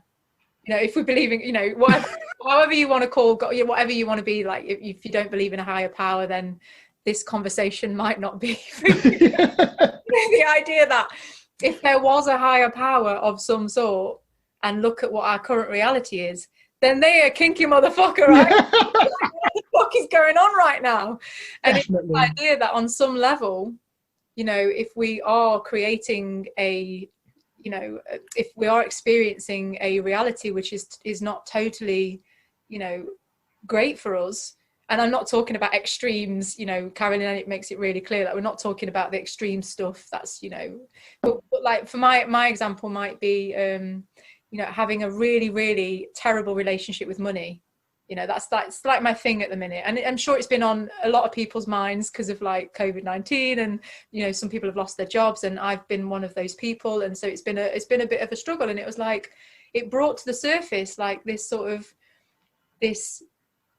realization that there is some part of me that gets off on not having very much money. And it's a stretch, so it's not for everyone. But it's this idea that on some level, there's a part of us, a kinky part of us, that needs to laugh at the taboo, at the uncomfortable, at the obscene, at the profane, And I think I find when I have actually in the past watched some what would be considered very edgy comedy, super edgy. Yeah. And some of those jokes that were made were of direct experiences, traumatic experiences that I'd had in my life, and I still needed to laugh at them because that was for me personally, that was part of my letting go of those experiences and healing was, there was a part of me, just a small part, but a part that needed to also just enjoy laughing at the sheer like diabolicalness or whatever. And again, I think there's this part of the shadowy part of us that wants to be expressed. And I think that's what comedy of that type is offering to people. And again, it won't be for everyone. People will find it offensive, or it might be intolerable to them. But it's this idea that for those who it isn't, like, at what point is it okay for those spaces to be created for those people that need to just let that steam go so it can become more conscious, like at what point do we deny that potentially is in all of us? I don't know. And again, I'm just going on this idea of this existential kink business because the practice is you are actually, for some people it's a pleasure practice. You are actually like masturbating to these uncomfortable things that you're experiencing in your life, so you can experience the turn on, and then through experiencing the turn on you can then become conscious of it and change it. And I'm not joking, I self-pleasured to the fact that I was in some debt and had this strange relationship to money. And the things that came up, I had no idea that my subconscious was getting off on this stuff. I had no idea that I was like, yeah, and I want to be dominated by the banks. And yeah, I love being fucked by the freaking, you know, and all this kind of stuff. Like, you did a spoken word about that, and it was fantastic. I actually sent it to my friend. My baptism of filth, yeah. Yes, absolutely loved that. I thought it was amazing. Born from that practice. And so this idea is that for some, I get it, it's uncomfortable, and I'm being careful here because I know it's edgy for people, but it's like, for me personally, that allowed me to then sort of go, oh, I'm now aware of that part of me that's getting off on this, so I can change it more consciously. And I'm not joking, it's so my relationship to money changed literally in a week after that was filmed, after I did that video. It's like something like, oh, I've got money coming into my account. Who would have thought it? I'm now not worrying about cash anymore, because suddenly the flow is coming back in again, and it's like, it works. That's awesome. Yeah, I remember watching that. I think I watched it a couple of times actually. I thought it was great. Like, I saw your comment actually when you were like, brilliant. I was like, yeah. Yeah. Appreciate it. Absolutely amazing. I did like that. Yeah. I mean, like this. Yeah. I think you touched on something really good there. When you were saying about people sort of they're actually sort of attracted to what they're opposed to, kind of thing. That reminded me of another Joe Rogan joke, which I think you might appreciate.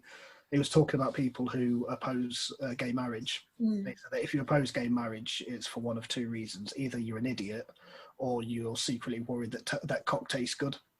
Oh. It's like, and that got a round of applause. That joke. And I was like, I think that's great. But yeah, like on a more sort of personal note, so as you know, I've got a dodgy leg and I have to use a walking stick from time to time. At the moment, I'm using it quite a lot. And I don't like using a walking stick. It's annoying. It's a pain in the arse. But I do look quite cool. Oh yeah! Come on, keep the. And I've even got I've got the walking stick. It's got a mahogany stem. It's got a polished brass handle, and it collapses like a pool cue. And it's got like gold leaves on the side. It looks amazing. So that's part of me. Yeah, I hate the fact that I have to use a walking stick, but at the same time, I look badass, man. How does that change your experience though? Like, if you just stayed with that, oh my gosh, like how turned on you were in that moment about describing that walking stick, because I felt that. Oof, yeah, I'm feeling. It's a great stick, man. It's in the other room, otherwise I'd show you. But yeah, what if you were just walking around, just being like, "Hey, check out the stick"? How that would change your approach to needing to use it. Yeah, exactly. You know, like I intermittently have to use a walking stick because I have various physical things going on, and it sort of comes in waves and starts. And so I've got a prolapse disc in my lumbar spine, right, and my right hip is locked or whatever, so I get a lot of spasms in my lower back, which sometimes means that I'm immobile, or I get a really severe antalgic gait, which is when my body leans over to one side because I can't stand up straight. And it occasionally sort of flares up for whatever reason if I've been, sat for, anyway. And so there are times when I have to use a walking stick, and I have to go through that whole process of, oh, great, I've got to walk slower. I'm a relatively young person who's using, all of these things that I tell myself about the experience. And then I got a really cool walking stick, and it's like really nice green color. It does the collapsy thing down so I can put it in my rucksack. Yeah. And the last time I had to use it was last month when my mum had to take me shopping to get some food, and I was walking around the supermarket, and oh my gosh, I was just like, yeah, I'm just gonna have an experience of just getting really off on having this walking stick around. And do you know what? All of my fears and my insecurities about it just went away. It doesn't mean they're gone forever. Like, I go through the same process each time it happens where I'm like, But it just allowed me to sort of have trust in that. I can't change the experience of, yes, I've got this condition and it's probably going to be with me for the rest of my life, and I can experience the grief and all of the things that come with that, and that's okay, that's part of it. But that I can also, in moments, transform my experience and actually feel good about it as well. Yeah. You know, I don't have to be stuck in the victim mode of, this is a shitty experience that I'm a victim of. Like, I can also have the experience of, okay, that's happened, but I don't need to perpetuate that moving forward. I can actually turn this into something that I can feel good about, because that is something I can choose. You know, other situations, you know, we don't necessarily have as much. There are certain things where you might be a victim of something where you just, you know, it's very difficult to do that. But in that particular example, it was like, I'm going to make this work for me. And it worked. I had some really lovely interactions with people around the show. I played on it. I was like, this cute guy down the, like, you know, would you pass me the thing off the top? And I'm like, yeah, work it, babes, work it. You know, and he was really sweet and he was very helpful. And I had this moment of just receiving this experience where this beautiful man wanted to help me get something from the shelf. And it's like, yeah, I'm going to do that. Amazing. That's brilliant. And there was definitely no sexual energy in that, because with my back issue, I was not in that vibe. That was just strictly like, I'm just going to enjoy this flirtation rather than anything more than that. Yeah. So I have that if I'm sort of feeling down about having to use a walking stick, there's a photo that I always look at. It's from my cousin's wedding a few years ago, and I was using the walking stick then because my knee actually collapsed in on itself. Yeah. So I was using it about a week before the wedding, and I'm all suited and booted. I'm like wearing a sort of 1940s-esque like waistcoat with some check trousers and a tie and a flat cap, and I'm there with a stick, and I look fucking awesome in that photo. So I always look at that photo, I was like, yes, amazing. Just wear that all the time. Yeah. Going out outfit, right? Every time you leave the house, get it on, and that's it. You're on your way. Well, that's when I'm doing music and I'm doing gigs. I wear that for gigs because it sort of puts me into the sort of into the persona that I need to be on stage musically. Nice. So yeah. I never thought about that actually. It's a really good. That gets me curious about how you dress, how that can influence how you're feeling as well. Yeah, definitely. I have different clothes that I wear for different things and different times. So, I mean, as speaking as a performer, when I'm doing stand-up, I will just wear my normal clothes. Mm-hmm. So basically what I'm wearing today, I've got a polo shirt and jeans. But when I'm music, if it's my own music, then I will wear a shirt and tie with a waistcoat. Yeah. And I'll look smart, or I'll wear something. I mostly wear a flat cap as well. Mm. But that's only if I'm performing live. Because I've put a few videos up recently of me playing some of my songs. I'm just dressed normally. Yeah. But I am doing a music video in a few months, and I'm going to be all like suited and booted. Mm. And it just sort of separates everything, really. Yeah. But in a more sort of personal day-to-day thing, I have certain shirts.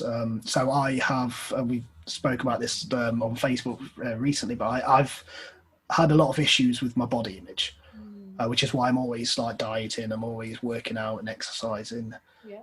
But I've got that happy medium, so I'm good at the minute. But I have a certain T-shirt that I will only wear when I'm feeling good. So I call it my skinny day. So if I'm feeling skinny, it's a Green Lantern T-shirt. That's the nerdiest thing you can imagine. It's just like, and yeah, if you ever see me, like photos of me wearing a Green Lantern T-shirt, that's because I'm on one of those days where I think, yeah, I look good. I hear you. And I know that we've connected about this particular well online recently, and that I relate to that as well. And there are some, I really notice that when I'm feeling a bit more kind of sort of, how I describe it, a bit more, my mum calls it like bohemian. Like she says, you'll look bohemian. When I'm feeling a bit more kind of in my feminine, and like I'm a bit more like, I do actually wear like, it's such a cliche, but I will wear like floaty dresses and stuff. I might obviously over boots or whatever, and like a top over the top, and I'll have my hair down and floaty. And then there are other days like today, like I've deliberately got like a collar on, which somebody thought it was a schoolgirl's outfit. I was like, oh yeah. So I've obviously got some energy moving through. Didn't realise I'd put a school outfit on today. I mean, that's a bit kinky, isn't it? But for me, whenever I see a collar like that, I always think Wednesday Addams. well, this was my Wednesday Addams dress. Thank you. Oh my gosh, I'm so glad you see it. I feel so seen right now. So earlier today, and obviously I know listeners won't be able, but I had pigtails in, and then I was like, but my hair's blonde, it's not dark. But if it was black, then this is my Wednesday Addams dress. And so I'm in this kind of like morning sort of like mood today where I'm just like, yeah, speak of the truth, you know, I'm just going to be like laying it on sort of thing.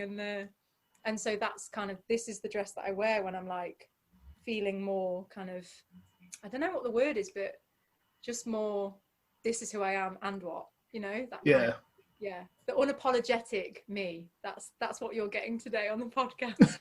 That's good. I like that. I was doing, because I was going to do a sort of a comedy podcast with the projects that I'm doing at the moment, and I was going to call it Unashamedly Andy. Oh, nice. I was like, I quite like that name because I've said it a few times. I am unashamedly Andy. It's who I am. It's all I can be. Nice. So I was going to call this certain show. I was going to name it that. Nice. That's really cool. And I think shame is, shame's a biggie for us all. I think most of us can identify with shame, and I think to be doing anything that is breaking down shame in whatever form is really positive. Yeah, definitely. I think the more of us that can, you know, relinquish shame and feel more liberated in our existence. I think it's like that shackle that's just sort of there and weighs a lot of us down, and we don't take up space, or we don't shine our light, or, you know, all of these things, and it's just not good for us as a species, in my opinion. So getting rid of the shame, like bye. Yeah, I am so with you on that, definitely, because I think a lot of people, like, they feel shame about actions that they shouldn't feel shame about. I think there is a place for it, but not as much as it's being used. It's everywhere. Yeah, there's a lot of a shaming culture in a lot of aspects, I think, where it's actually, you should be ashamed of yourself, and it's like, whoa, okay, like, let's just like wind back a little bit, you know, and that I think is really present. And I do think that like shame is useful if it's temporary. You know, you might have the initial reaction and it can be like, oh, what's that telling me about this situation? Like, so for the way I experience shame now in sort of present time is, I'll have an experience of shame and then it's like, oh, that's either something's touched a nerve or wound in me that needs my attention and love because there's something, you know, activated in me, or I'm triggered, whatever word you want to call it. And then the other aspect is, I've just done something that feels out of integrity. So I've either just made a mistake, or I've not acted completely with respect or in awareness around somebody. And so that shame is an indication that I might just need to check in with somebody and be like, hey, when I said this, I just want to check that you received it the way it was intended, because that's on me as the communicator. It's my responsibility to ensure that somebody's received my communication the way it was intended. It's not for somebody to decipher that on the other end. That's how I see communication. And so that's why I'll always be very descriptive with what I'm saying on this podcast, to try and be as clear in what I'm communicating right now and transmitting. And so for me, it's a good indicator. But what I don't think is good is when we get into shame spiral addictions, where we're just like, oh, I'm the worst person, or I'm so this, or I'm so that, and it lasts for ages, because that's like, for me, that's what is depression for a lot of people, you know. And it can become, when you're in this spiral, it can become very difficult to get yourself out of it, like very difficult, you know. And I still have as much as I will be unapologetic a lot of the time with integrity, so I'm not just there going, here's me and deal with it. I'm very sensitive to people, but I will be in my truth, and I'll be in my boundaries, and I'll be like, you know, this is who I am, and I'll also be sensitive to other people and considerate of other people's process. But it's that bit around that I still experience it. I'm not immune to it, you know, I've done a lot of work around shame over the years, and I support other people with their journeys around shame, particularly sexual shame, because I think that's a biggie for a lot of people. And yeah, but I'm still human, and I don't think we ever, I don't know if we ever fully, yeah, I'm realizing as I get older that healing is just a constant. You never Yes. really arrive at a point of being fully healed. There's always another layer if you want it, you know. So Yeah, definitely. Definitely. And I think when it comes to healing, I think approach to it is really important. Because we've said a couple of times today, like we are quite similar in things that we do. I'm more on the sort of the occult side, and like, I'm still practicing chaos magic. I've done so much more, and one of the things I'm working on at the moment is focusing, and that's either focusing on something to make it happen or focusing on an aspect of yourself. yeah. But you don't always choose what it is you're going to focus on. You do it through meditation. And I've been doing auto writing as well, which is really, really hard. It's really difficult. Sometimes it works, and sometimes it's just all doodles and crap. But Going with it, is that what auto writing is? yeah, you get yourself into a sort of meditative state, so where you're almost Gnostic, and you just put pen to paper, and then whatever happens, and then when you come out of that state, you see what you've got. Most of the time, it's just lines. Yeah. But there's been a couple of times where there's been actual sentences and things like that. But what I really want to do, because as I mentioned to you last time about chaos magic, a lot of chaos magic is creating things around you and creating rituals and changing things to your liking. And what I really want to do is I want to get myself into that state, but instead of putting pen to paper, I want to sit in front of a piano and do it. Ooh. And I've got a digital piano right there, and I want to record it and see what happens and see what I do it in a musical way, or sit with the guitar or something. I think it'll be easier with the piano. Yeah. But yeah, I really want to do that. Nice. And I think you would love Carolyn Elliott's work as well. She's very, Right. I think part of her training or her way in life is a cult, and that's where the existential kink comes through as well. It's like these rituals that are there to help us unlock our power around like embracing the shadow or the, you know, the uncomfortable or whatever. So I think you would really you'd really resonate with that side of things as well, because I'll look into that. yeah, for sure. But I'm all up for doing stuff like that. I think for me it's like, I think collectively that's where the magic is. Yeah. In the more sort of the shadow side, you know, the side that we're trying to push away and all of that. I think a lot of that is why we're seeing what we're seeing happen around the world, and you know, with the white supremacist stuff coming up, you know, the Black Lives Matter stuff, and then you've got like the whole politics stuff in terms of, you know, the world at the minute, but predominantly like the US, and then we've got this stuff around the virus, and then the conspiracy theories, and it's just like there's so much shadow at play right now, right? There's so much going on right now, and it's yeah, it needs to be brought into the light. Like, it's so overwhelming. Where do you stand with the conspiracy theories, especially surrounding the virus?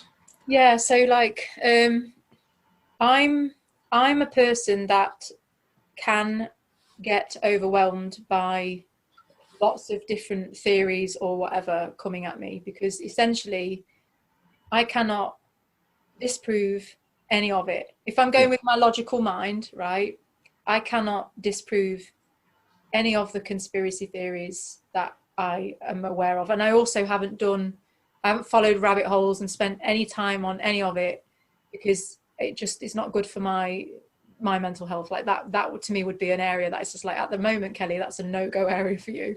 So what I've been doing is I've been practicing, and it's one thing that my coach taught me as well, and Thyself, I mentioned earlier, is this commitment to non-conclusivity.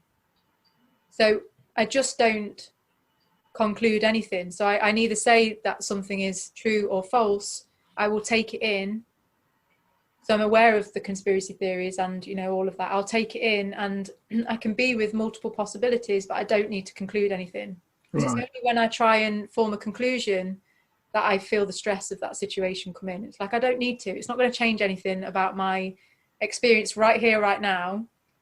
It's not actually going to change anything in the immediate sense of what I'm doing right now. And I'm choosing to put my energy into things that are more for a positive resolution, if you like. So I've been focusing my energy in terms of supporting people with their own healing journeys around, like, you know, reconnecting to self, reconnecting to others through the intimacy work, the sexual shame stuff, dismantling, you know, I've been doing a lot of work on white supremacy through my the Heal Thyself course that I've been doing, which I highly recommend to anyone who identifies as white or is racialized as white. And that's with a wonderful teacher called Brig Feltis. And so I've been already going down a huge, like for me, a huge rabbit hole that felt enough, you know, to be dealing with white supremacy. You know, I mean, obviously, you know, as a white person, it's obviously less so than if you're, you know, a person of colour, black, indigenous person of colour, of course. But to open up that can of worms and go towards that, like, you know, and I've obviously used my privilege to not deal with that for so long, which I can say, it's now like that was enough for me to be managing to sort of, you know, work through the awareness of that, which was challenging, but then also to start and decondition that and dismantle that in myself, and then also be able to do that in my surroundings. And so that is where my energy is going at the moment, because that feels more, that's what feels most important to me right now. So I've kind of just sort of, the conspiracy theories are there and they will remain there, but I'm kind of just being non-conclusive about it. And I'm just kind of, people can talk to me, I'm not judging it, I am just sort of sitting on the fence, I guess you could say. And I don't know whether that's kind of like, I'm not saying that's the right way to do it, but I'm picking my battles at the moment, and I'd rather be having conversations that are educational around white supremacy right now than I would be debunking a conspiracy theory. That's just my choice. And so my focus has been on that. And ultimately, I do believe that white supremacy is what underpins all of the issues that we've talked about on this podcast so far. When we're looking at, so we started talking earlier when we was talking about that guy and the hey nice legs, I focused in on the micro, like what's going on with him, you know, in terms of the personal level, and we don't know, we can make assumptions, but then when it's looking at the wider level, in terms of how patriarchy has been woven into all of us in some way, like the full system that's at play is the white supremacist cis hetero patriarchy. And it's like that part, the white supremacist part, is what underpins, it's the deepest layer for me. And so that feels at the moment where I want to be at. Yeah, because this was something that you taught me through a post about the idea of the perfect body. Yeah. That's actually a racist construct. Yeah. Which I had no idea, and I read the things that you posted, and I did a bit of my own research as well, and that absolutely blew my mind. Yeah, and it's this idea, like, and I'm, you know, just being really mindful that I'm speaking to this as a white person with privilege, you know, who I've been racialized as white and to be racist, and it's like part of that work for me moving forward now is to start to dismantle that in myself. And as I started to dive into those inquiries, I realized that fat phobia was a product of racism. It was a product of white supremacy. And it's this this truth is that, you know, white supremacy, it affects all of us. Again, it comes back to this bit I was saying earlier, is like it affects people more to varying degrees, depending on, you know, obviously, of course, it affects Black, Indigenous people of colour way more than it affects us as white people, but it still affects us because we're still a product of the system.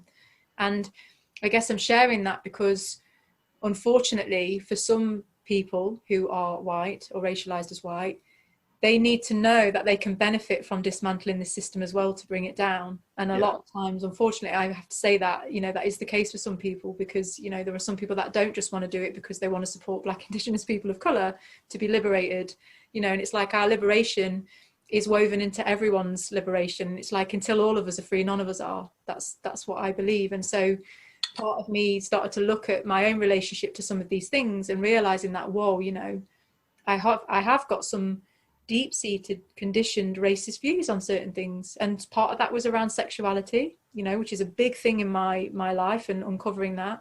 Part of that was around feminism and realizing that feminism really is for white women. It doesn't really include, you know, Black women when it, you know, it comes to that, and starting to sort of dismantle that a little bit. the patriarchy as well, of course, you know, has been part of that. And then it came down to even stuff like shame, you know, which is what we've talked about again. It's like this body shame and this rejection of, you know, well, I mean, I know currently I have the privilege of being in a fairly slim body and I'm white, but that wasn't always the case. Like, I was really overweight growing up, and it was only through having an eating disorder that I actually got slim, you know. And it was like analysing that and thinking, shit, yeah, the Western beauty standards, which are a rejection of the, you know, the black body, and I've been taking this from black authors and speakers on this subject, that has been woven into me, into my own body, and that's how I view myself. So of course I'm going to view other people like that. And suddenly started to be like, holy shit, you know, it's like the light just goes on, and I'm like, wow. And this is part of the work. This is the work to start and dismantle. You know, it doesn't mean that I said on my post, I'm not suddenly healed and all of a sudden I'm like, oh yeah, look at me, I embrace fatness and all of this kind of stuff, and I'm suddenly, you know, not ableist and not racist. It's like, no, but this is the first step. The first step is being aware of it and acknowledging that that lives within me. And then I can start to be more conscious of it, and I can start to have conversations with other people about it and spread that awareness, and then start to be more mindful about how I view and interact with people, and know that I'm going to fuck up and make mistakes. I'm going to say the wrong thing, but then know that I can restore integrity around that. If I do say something that's insensitive or might be like, you know, white splaining or whatever, you know, which I'm trying to be mindful of now. Like, I will mess up, but I'm trying, you know, I'm doing my best, and I will restore integrity. So if somebody says to me, hey Kelly, pipe the fuck down and take a seat, and I'm like, yeah, okay, I'm going to take yeah, you know, but I'm trying to use my privilege as a white person to educate others on this, and to signpost people to the courses that are out there, you know, like the Heal Thyself course. I cannot recommend it enough. Like, if there are people out there who are feeling the call to want to dive into that work, and it's obviously supporting a black teacher who's amazing, then I totally recommend it. And feel free, if anyone wants to reach out and have a chat with me, then I'm more than open to anything that I've talked about. I'm open to people getting in touch. That's cool. Yeah, it's food though, isn't it? It's like such a massive topic. Like, oh my gosh. Yeah, there's so much. I mean, because I always learning things. There's something I learned this week that I don't know if you know this, but so the term third world, as in like third world country. Yeah. Do you know what the origin of that term is? Do you know? I think that's come up, but not. I know that it's not great, so I don't say it anymore. But I don't know why I don't say it anymore. So if you can enlighten me, I'd appreciate it. Well, originally, the term third world country just meant a country that wasn't either capitalist or communist. Ah. So the first world were capitalist countries, the second world were communist countries, and the third world were countries that don't fall into that. Right. But with the collapse of the Soviet Union and the end of the Cold War, that's when third world started to mean less like economically poor and developing to the like what capitalist countries would call a developing country. And I learned that this week. Wow, yeah. And I never, because I know obviously the third world country is an offensive term. But I always thought it just meant poorer than us. But the original term, the original meaning of that term just meant, no, they're just not the same. Yeah. They're just not capitalist and not communist. Wow. And language is so unhelpful, I think, with a lot of what we try and speak to. I think it can really just get us into traps, and, you know, it's like, I mean, I'm aware that we've like it's come up a couple of times on this call, on this podcast, and it's around like I learned it last week as well. So part of my learning was around ableist language that we use. It's like whenever we use the term idiot, for example, that has a connotation, and not us specifically, but referring to, I think it was Joe Rogan. Yeah. Sorry, Joe Rogan, if you're listening. Maybe you want to check your language in your joke. Well, maybe I'm not. But this idea that, like, you know, when I said that word earlier, I was like, oh, it's insane. And I'm like, oh, you know, it's like ableist. And it's like, I suddenly started to check in with myself, and I was like, what words are okay? How can we start to transform our language so that we can still mean the same thing, without us, you know, doing a nod to something that's kind of really not great for other, you know, for people. And, you know, I was thinking about it in the moment when I said insane, because it came out like really sort of as a habit. Like, how else could I have described that situation to have still meant the magnitude of what I was trying to express without it being derogatory towards a mental health condition? And it's like, it's so subtle, like it's so easy to do it, right? Yeah, really is. I've been having this conversation recently, actually. So talking to a non-binary person, because they posted something on Facebook about what terms to use and what terms not to use. Yeah. So I immediately got in touch with them and I was like, right, so I have a problem with this. Let's talk about it. Because when I'm talking to a group of people, I always use the term guys. Yeah. And they were saying, don't use guys, say folks.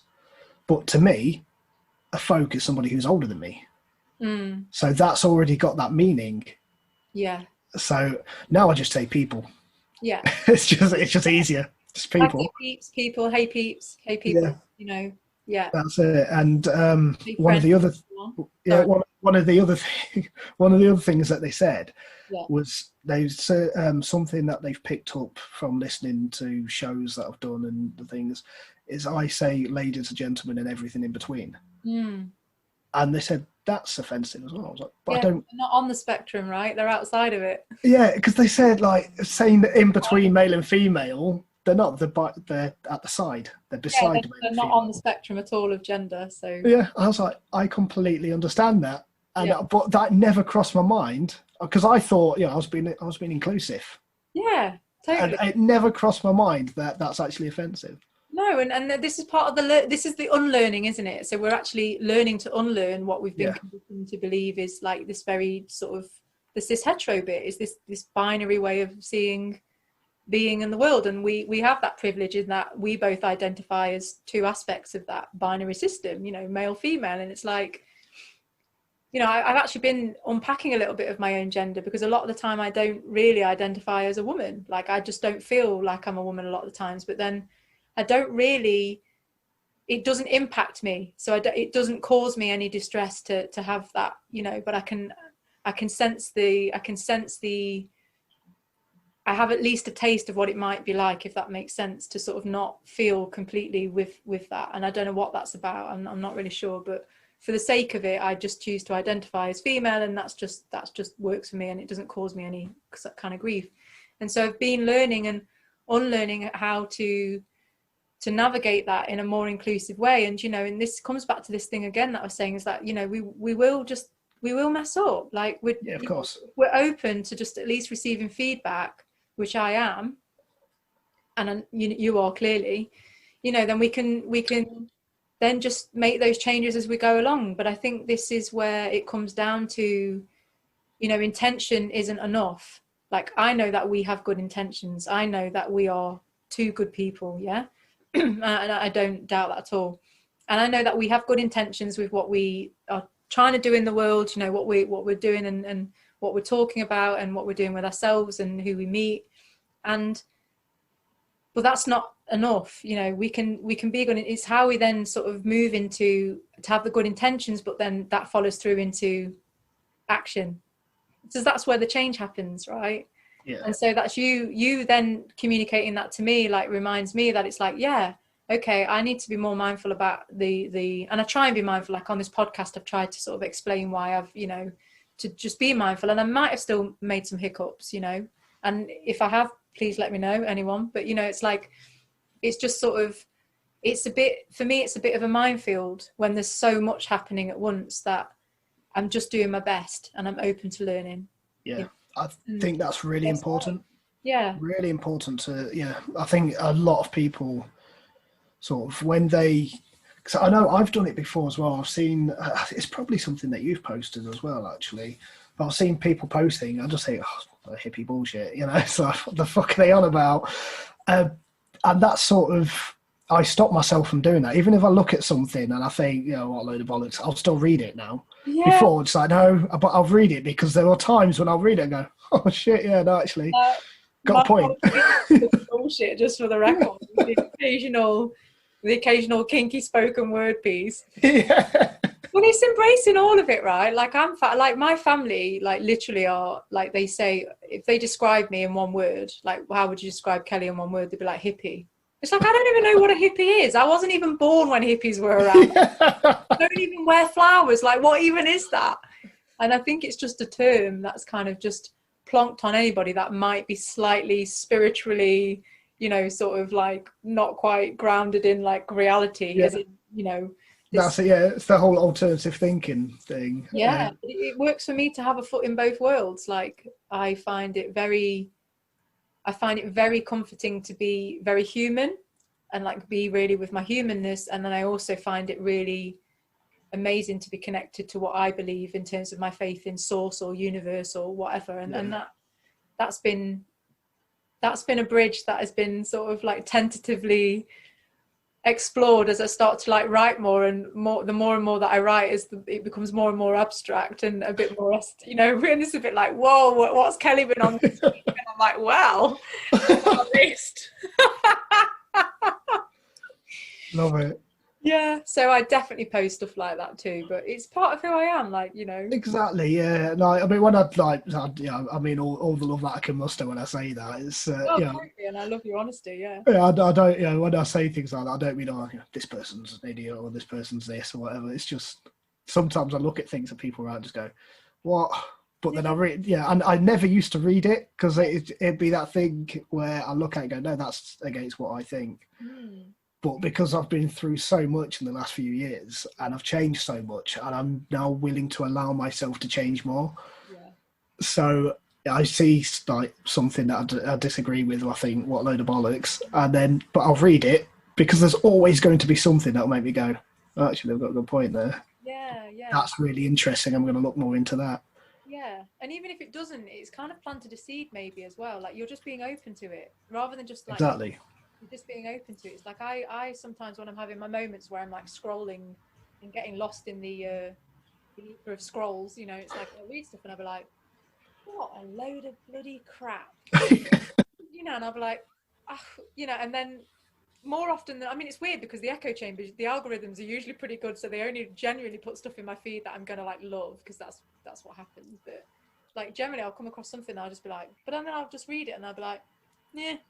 But then I'll come back to it. I'll be like, oh, do you remember that post I read about feminine something, masculine something or other or whatever? And I'm like, that's starting to make more sense now. I feel like I need to go back and revisit it. It's just like a seed's been planted, and I've just been open to sort of seeing how other people are experiencing this time, because we're all having such unique experiences. I don't think any one experience is the same at the moment. I think there's a lot of resonance between people's journeys. Like, I know that there's been some resonance between like mine and yours, the fact that we've changed so much since January, is like not uncommon for some people at the moment. And it's like there's other people who are just like, no, it's just the same shit day in, day out, and it's like, whoa, we're having such varied and like different experiences. Like, some people are accelerating, some people are like, it's just the same. Some people have slowed down. Like, it's just, it really just, comes back to this thing about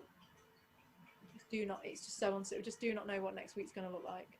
Yeah, that's it. That uncertainty and confusion. Yeah. It's for me, it's kind of spurring me on and also scaring me at the same time. I feel that. Yeah. Same, actually. Yeah. Because, like, as you said earlier, like, I was the same. I started this year with high hopes, and I was like, right, I've got this. I'm going to do this. I'm going to do that. Yeah. And one of the main things was I was going to be doing a YouTube series with Matt Smith, who I mentioned earlier. Yeah. That's now a podcast, which is starting next week, because we just couldn't get together to record a YouTube, to record videos, and it was going to there's just so much on it. So. You can do this though, right? Maybe try this. Yeah, well, we've recorded it now. We're doing it in season, so we might do that for season 2. But yeah, we just locked ourselves in a room and just talked for 5 hours. Nice. But he's massively sort of, whenever I like talk about alternative thinking, I think of Matt. Yeah. I call him Captain Watt. That's my nickname for him Nice. because his name is Matt Smith, but he's not the famous Matt Smith. And the famous Matt Smith was Doctor Who. Yeah. And most of the time when my Matt talks, people go, "What?" But yeah, it's quite interesting. Maybe we should do a 3-way chat sometime. Yes, that would be great. Fun. That would be really funny, actually, because he comes. Yeah, well, listen to the show next week and tell me what you think. But yeah, it's quite interesting. But yeah, and like things like that, I love stuff. Just something that will get me thinking and looking at the world in a different way. Yeah. Because I think that's very important. Look at things in as many different ways as you can, and that's the only way that you can actually put a picture together. Yeah, and just knowing that you can hold different views simultaneously.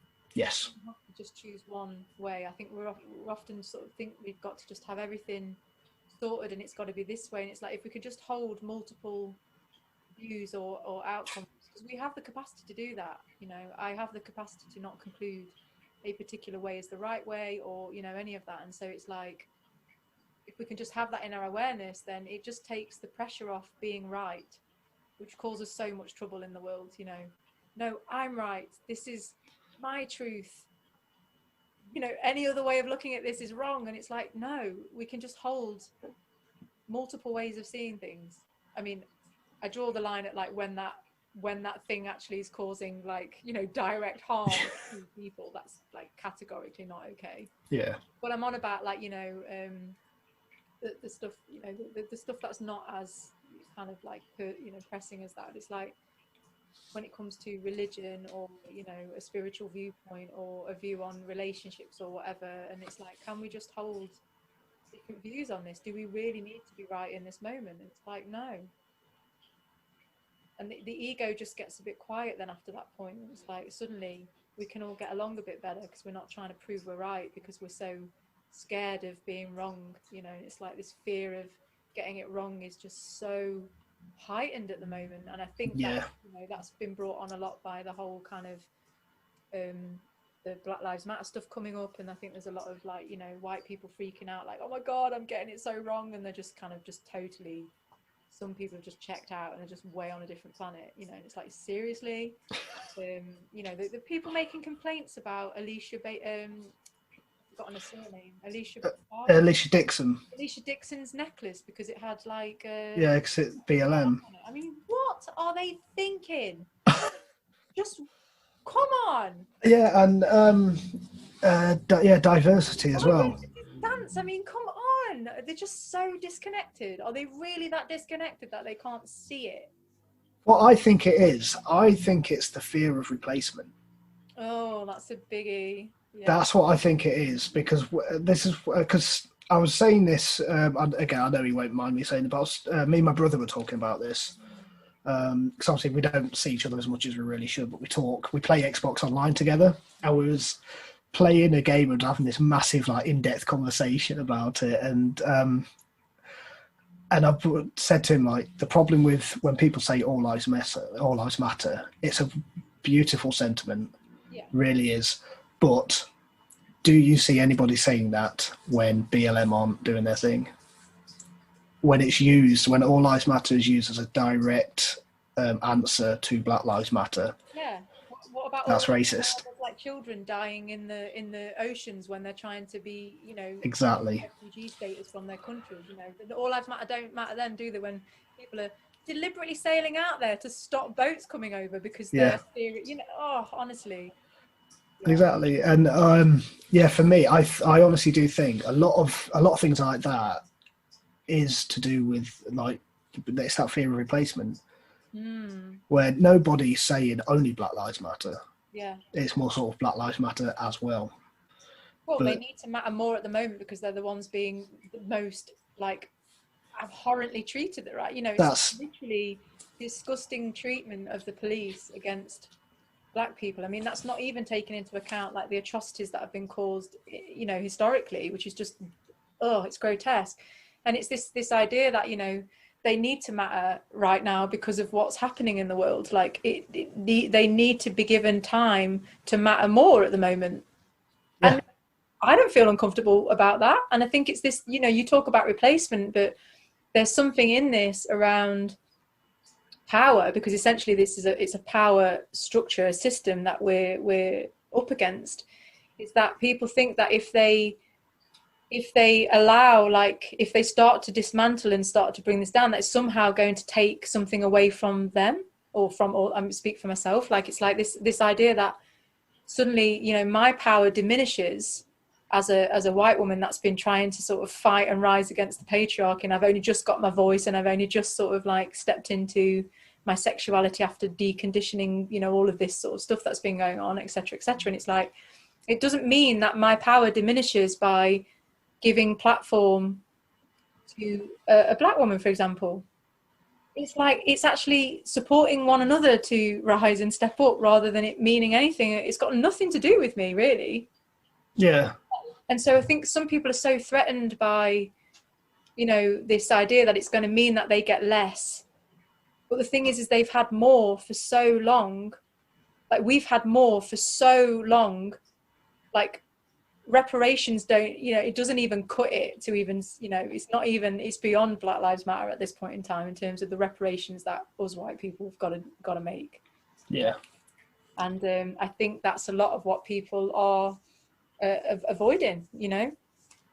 And maybe it's an admission of guilt if we say yes, yeah, we've got to make reparations. Maybe we fear the admission of guilt. That it's like, I do believe that there is trauma in this. Like, you know, I'm a trauma-informed coach, and it's like this idea that, you know, there is trauma in terms of the people that have been victims of this for so long, you know, Black, Indigenous people of colour, and that's very much spoken about publicly, and that there's support needed for BIPOC people to be supported around their own trauma healing in that, you know, from white supremacy. And I also think there's a trauma for white people around the guilt of the atrocities that we contributed to and still contribute to in this white supremacist system, you know? Yeah. And it's like, who's talking about that? Who's having conversations about that? Because I think, like, you know, I think there's work for obviously Black people to do in their communities to support them and support the healing there. I think that equally needs to be done in white communities, so that the white people have an opportunity to work through their own guilt and whatever, to get to a point of being able to see what's actually been done. And I think this is where I come across so much, like, so many white people that are just almost like just completely oblivious to what's actually going on, and they will vehemently fight against the existence of racism. Yeah. They categorically sit there. I mean, I've had numerous conversations with people about, you know, oh, racism doesn't exist. And I'm like, they believe it with their entire being, right? That's new to me. That racism doesn't exist. I mean, I'm from a predominant white working class background, despite how eloquent I sound on the podcast.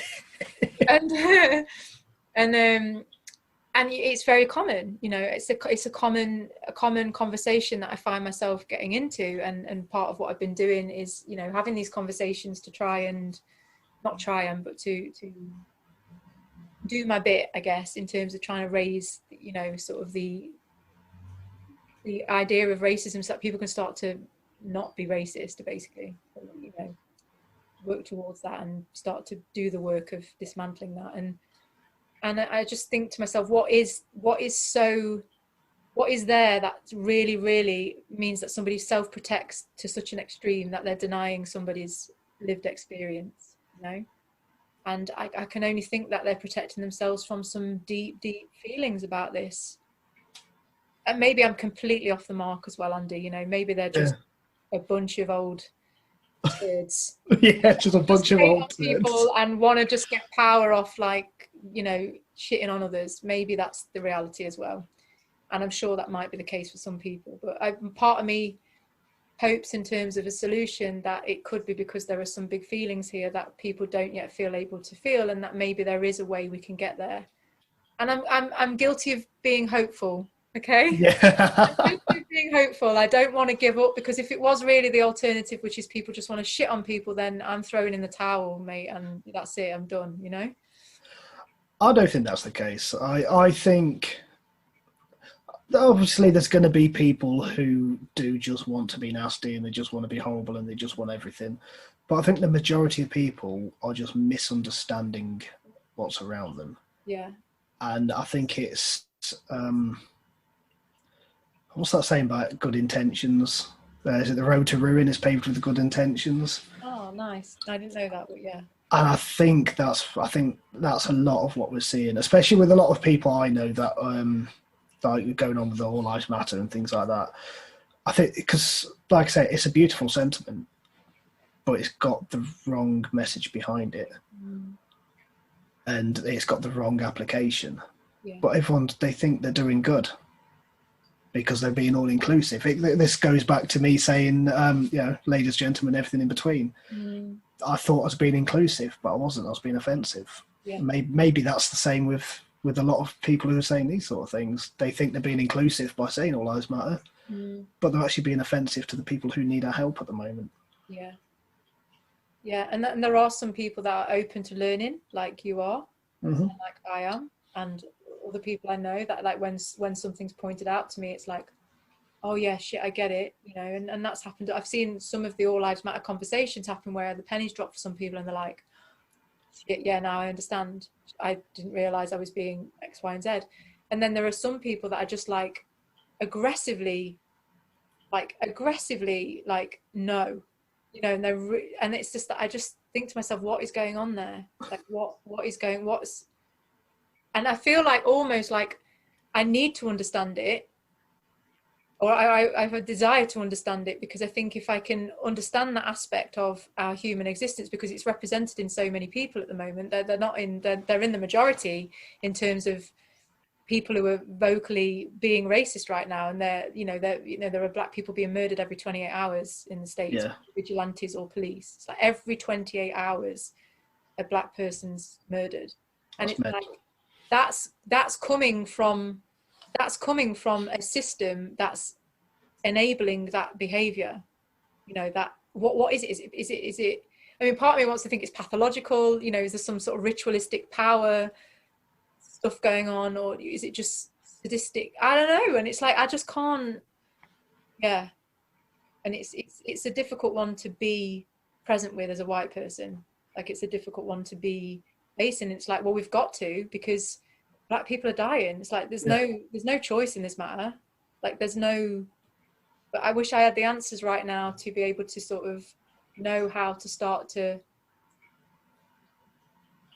comprehend and make some movement with people like that. And maybe they're not the right people to be talking to. Maybe it's the people that are a bit more kind of like the sort of passive supporters, that, kind of like there's that spectrum, the sort of half pie chart, where it's like, these are the people you're more likely to get on board with certain education aspects. And it's like, is it just that we focus on that and we just sort of get more and more people educated around sort of these issues and the system and how it's working? And yeah, I mean, I'm just speaking out loud now. I don't have the answer. Yeah, and I think that's something that, when it comes to things like this, it's hard to admit that you don't know the answers. You don't know how to fix this, but it needs to be fixed. Yeah. But I can't tell you how to do it. I can't tell you what to do. I can't tell you what needs to be done. Yeah. I just know what needs to happen. Yeah. That's it. And it's a difficult thing to sort of. And I think what you said about talking to people, are you talking to the right people? Are you talking to the wrong people? I can't remember if this was from you or from someone else, but it's this idea of preaching to the choir as being a bad thing, because I know you should preach to the choir because they're already on your side. So they're going to take what you're saying, they're going to take it more, and then they can spread and preach to their own choir, and that's how things get spread. Instead of just yelling at a brick wall or yelling at somebody who's not going to listen to you, talk to the people that are going to listen, because if somebody's willing to listen, then they're also willing to consider changing. This is something that I've said recently. I got into a bit of trouble with some people because I dared to say a nice thing about Ben Shapiro. And it's like, to me, I've never met the guy. I don't know him personally, but I have had a Twitter exchange with him. And a good thing that I would say about Ben Shapiro is he considers arguments. If you're going against him, he will consider your argument. Mm. And I have seen instances of him saying, "You've got a point." Instead of just fighting. And I said that in somebody else's podcast, and I got a massive bollocking for saying something nice about Ben Shapiro. I was like, but he said that to me because my point was, because I've been looking into intelligence being weaponized to put people down, and I used him as an example because when it comes to transgender rights, so he said that. I think this was on another Joe Rogan podcast. He said that he has no problem with, like, if somebody's transitioning from male to female, he has absolutely no problem with referring to them by a female name instead of a male name, but he won't use female pronouns because that goes against the science. And to me, that is weaponizing intelligence to put somebody down because science has nothing to do with it. Why can't you just be nice and be polite to that person? Yeah, why does it... Why does it matter? Like, why can't we just speak to people how they want to be spoken to? Exactly. And like, why? And I put this on Twitter to him, and we had this little conversation, and he was like, more than happy to have this conversation. And he was actually really polite, and he didn't once call me a name. He didn't once tell me I was wrong. Maybe it was him. Maybe it was a bot. Yeah. You never know. It could be. He could have a Shapiro's PR box. He's got some repairing to do. I mean, I'm not overly familiar with Ben Shapiro, just for the record, but my understanding is that when it's come to the Black Lives Matter stuff, and from what I can gather, I think he's pretty racist. Like, I mean, he is anyway if he's racialized as white, but I think he's actively being racist from my understanding of very few snippets that I've seen. So my initial thought is he doesn't seem like a totally cool guy in that respect. Yeah, and he's not. Like, it's not. I'm not massively familiar, so that's coming from just the awareness I've got of him. But I wouldn't be supporting him personally at this moment in time. Yeah, I mean, like, I find him really interesting to listen to. I don't agree with anything that he says, really. But I'll say one of the things that I have noticed is that he's one of those people that will listen to what you have to say. Yeah. And he will consider your argument, and he promotes discussion, which I think is really important. Yeah, well, I mean, he's certainly doing that, isn't he? In terms of even if it's coming from the point where he's prodding the bee's nest, like, it's still creating discussion, and so it's. I think that's what a lot of people don't understand, is a discussion is not an argument, and vice versa. Yeah. And a lot of people they don't want to talk about issues, they just want to argue about things. Yeah, I'm not interested in arguing with people. Yeah. So that's good, because that brings me back to my earlier point. It's like when having discussions about whatever that may be, whether it's another subject, a difficult conversation, excuse me, it's like, if somebody's in the mode of just arguing for arguing's sake, then it's like, I'm not going to waste my energy. Whereas if they're actually open to a discussion, then that's worth the time. And so I think that answered my earlier question of, do I just when I was in my little like just going energetic. There you go. I almost said another word. Like, I was being very energetic, like, rather energetic. Thinking of other ways to communicate. But I think that says a lot. But then there's still that part of me that's just like, well, we need to have discussions with everyone, and maybe that's the part of me that's just kind of yearning to sort of, I'm recognizing that in me. Maybe it's not the most useful thing practically. I'm open to how I can do better, and basically. So. Yeah. And that's important, and I think more people should have that sort of mentality, really. Whether it's coming from a selfish place, or if it's coming from if you just want to work on you being better because I just want to be better, or if it's I want to be better for everyone. I want to be better for I do believe in the collective.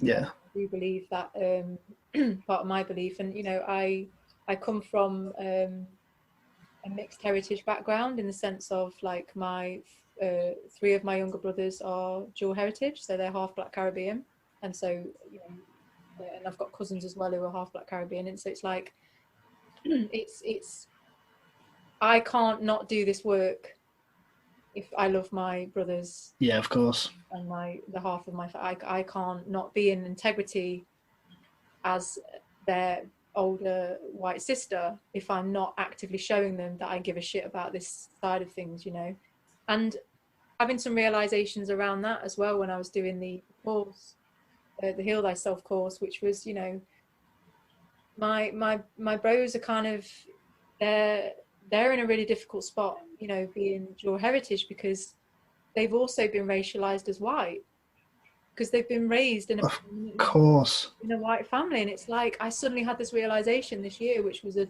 big tough pill to swallow, when I suddenly had this conversation with my mum, and I was like, Mum, I think we need to have a conversation, like as a family, about this. It's checking in with my brothers, and them being really heavily impacted by what happened with George Floyd's murder and was as the white relatives needing to hold space for that in a way that they could be upset about it, and that we could be there for them, knowing that they were upset at white people for what was happening, and it's like, that is such a surreal experience. I can't describe it, but that's what more of us need to do, I think, in the wider picture, is be able to hold space for the upset and the rage that wants to come, that needs to come from Black Indigenous people of colour, and I think that part of that healing, I hope at some point will be able to happen, and it's happening on a personal level with me, and being able to talk about that with my brothers and hold space for what they want to talk about, and and me and Mum having discussions about sort of educating them as best as we can as white women, about like excuse me, about like stop and search things, and like whether they're going to, and we're doing this way late on, these conversations didn't happen when they were younger. Like I had the blinkers on, like totally. I was doing that whole colorblind thing, excuse me, I was the not seeing color thing, shall we say, and I hid behind that for years unconsciously without realizing. It's like, oh, I can't be racist because half my family's Black, and it's like, yeah, Kelly, yeah, let's do that one again, shall we? And it's suddenly realizing that I have a responsibility to them and to every other person. That's and that's what I'm committed to now. And it feels it's challenging and it's tough, and it's been a huge learning and unlearning, but it's absolutely totally doable. So I again, speaking to any person who's racialized as white, like we can do this work. It's totally possible to do this work.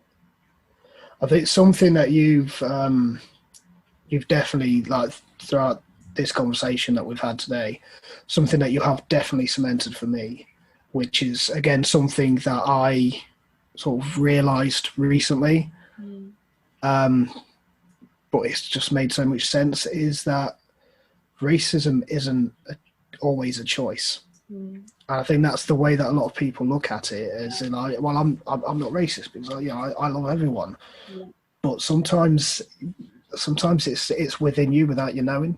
Yeah, it's the way we're conditioned. If we're conditioned in a white supremacist society and we're white, then we're already conditioned to see through a white lens, which means that we won't know. I didn't know consciously that I was perpetuating white supremacy and racism through my being. And and most people will say, Kelly's a good person, right? Kelly's I had this whole thing going on. I'm a good person. Like, I do loads for my community. I'm aware of, like, like intersectionality, and I didn't realize that right there and then I was perpetuating racism in the very aspects of how I was viewing like certain examples, like part of the course, like experiencing how I would be deliberately confronted with something and suddenly have this response, and I was like, that's a racist response. I just didn't know it was there because I'd never exposed myself to something where I might be activated in that way. Right. And then I was just like, holy shit, you know? And I was like, okay, I'm on board with this. You know, it feels, and this is something I've been writing about recently over the last week, is part of the solution moving forward is that we all need to get comfortable with sitting with the uncomfortable. Yes. And so some of the work that I've been doing is in workshops. It's kind of more down the sexual health route with the safer sex conversations, but I'm feeling a call to kind of broaden that out the next time round, doing some workshops on how to communicate or sit with the uncomfortable when having difficult conversations. Like, how do we physically sit when we're being faced with something that's extremely uncomfortable? You know, and that could be receiving somebody's truth. It could be a rejection. So it falls in nicely with what we've talked about today. Like it can be like, how do you sit with rejection and not feel the need to either attack, which is fight, or run off, which is flight, or freeze, whatever your trauma response is, because we've all got one. We've all got one that's like more of a blueprint than the others. Yeah. Like we call it the reactivity blueprint. So my coach refers to it in that way. And so it's like, how do we sit with that? So it could be receiving feedback that what you've just said was offensive to somebody. But how do we sit with that to just take a breath, to actually let in the information that's coming to us so that we can hear it and we can stay present with the person, and then we can restore integrity and be like, okay, I recognize the impact of what I've just said, and I've taken that on board, and I'm going to now educate myself around that so that I can better be placed to not do that again in the future. That's it. That's all it is. Yeah. You know, it seems relatively simple when you've got a handle on being with the uncomfortable, because so many of us avoid it. And I'm speaking from experience. Like, I've literally just journaled about this online, where I've had a weekend in this week of sitting with, slowing down enough to feel so uncomfortable with the amount of feelings that I'm holding in my body, but knowing that they've got to be expressed, because I've felt a lot of grief, and I haven't actually been grieving. I've just been going, oh, I understand the logistics of this grief and why it's there, and I have understood it in such a way that I can now compartmentalize it over here, and it will sit on its little throne, and I will wave at it occasionally, rather than like, you know. And so I'm saying this as somebody who is doing the work as well. I am not an expert. I'm not worked it out or whatever, but I just think there is something in what I'm learning about being able to sit with the uncomfortable, which allows us to then be present in these really challenging situations. And they are challenging. Like, whenever we talk about politics, it's an extremely charged situation. Whenever we're talking about racism, it's an extremely charged situation. Whenever we're talking about rejection or relationships or intimacy, it's a charged situation. Whenever we're talking about shame, whether that's sexual shame, whether that's sexual health, whatever, it's a charged situation. It's like, we are not trained or we're educated to sit with charge in our bodies. We just want to get rid of it. It's like, no, I'm going to numb that by going down the pub and getting pissed. I'm going to numb that out by watching a whole series of Netflix in one day. Or in my case, it's like connecting with so many people at once that I don't actually sit with my feelings at all, because I've just been so active on WhatsApp or fucking Messenger or whatever, you know, or doing podcasts with Andy. Yeah. See, I was going to say that's me. I keep myself so busy doing everything. I've got so many different projects on the go. Yeah, me too. I've sat all morning. All I've done today is I've sat in my bed with a movie on, sound editing. That's all I've done. And we all do it, you know. Yeah, and I know I keep myself busy so I don't have to sort of think about certain things, and that's why I do it. Yeah. And you have a great awareness of it, and it's refreshing to be able to, for me to be able to admit it, and somebody be like, me too, because like I feel like, you know, hello, is there anybody out there? And 100%. And I'm always doing new things as well. Like, you know, I've got the music. I'm releasing one song every month. I'm going back to comedy. I'm writing an album as well as releasing one song a month. It's like I'm doing all this stuff, and most of it is because I'm running away from what I should actually be doing. Well, there you go. And so many of us are, and so part of what I think is the solution is supporting people to sit with that charge and that uncomfortableness in a way that's supported. Because one of my revelations last night was, even though I'm super resourced as a person, like I've got really good ways of managing heightened situations and upsetting situations and all of that, like I don't feel my feelings because I'm on my own. And this comes back to how we started the call. You know, when we're isolated, it's so much harder to feel because there isn't somebody there just holding us. Like I don't even need a conversation with somebody. Like somebody's like, oh, do you need a chat? No, I just need a fucking hug. I just need a hug. That's exactly it. Oh, I feel some emotion as I say that. Oh. Yeah. No, yeah. I think, we have come full circle. Wow, what a wonderful circle it was. That's great. Well, I think that is a great place to end it. Kell Mara, as always, it's been a pleasure. Thank you. Anything you want to plug? Tell people about what you want. I want to plug you. I think you're eight. And I just want to, I do. I want to express my gratitude for you, Andy, actually. And you're not allowed to pay me a compliment in return. You have to take it in and feel uncomfortable right now, and I'm going to watch you squirt. And I'm going to relish in it. No, thank you. I genuinely love what you're doing and love how open and receptive you are. And I really enjoy the fact that you create a space for me personally where I can just be myself and just be really comfortable, and you're not fazed by any of it. So yeah, super grateful for you. And if anyone's interested in checking out what I'm doing, because it's a bit different from when I first did the podcast, you can find me on Facebook, Kell Mara. Check out, if you're interested in any of the workshops that I've mentioned, then they're coming up over the next month. So we've got one on Monday, which is about the art of disclosure. So it's about communicating uncomfortable truths. And then there's another one in October, which is the art of holding space. So when we're talking about holding space for people that are having a difficult experience as well, which I think we could all do with a bit of support and help on, which, you know, if anyone feels called to check it out, then please do. And if you just want to check out my spoken word, then you can just find me on social media. Kell Mara is me. And I will have a website soon, but I'm not quite there yet. No, well, I will put links to whatever you want me to link. Thank you. Link it on. Yeah, and if anyone wants to just get in touch, and if anybody resonates with any of this, because I love resonance, it's something that I talk about quite a lot. So when somebody hears something, they're just like, oh, that reflects something back in me, or I want to know more about that, then I'm totally open to people just dropping me a DM and getting in touch. Like, I think part of this is about creating community as well. And if we're doing that online, then we're doing that online. So yeah, totally people getting in contact. That's cool. Yeah, thank you. Thank you. So grateful.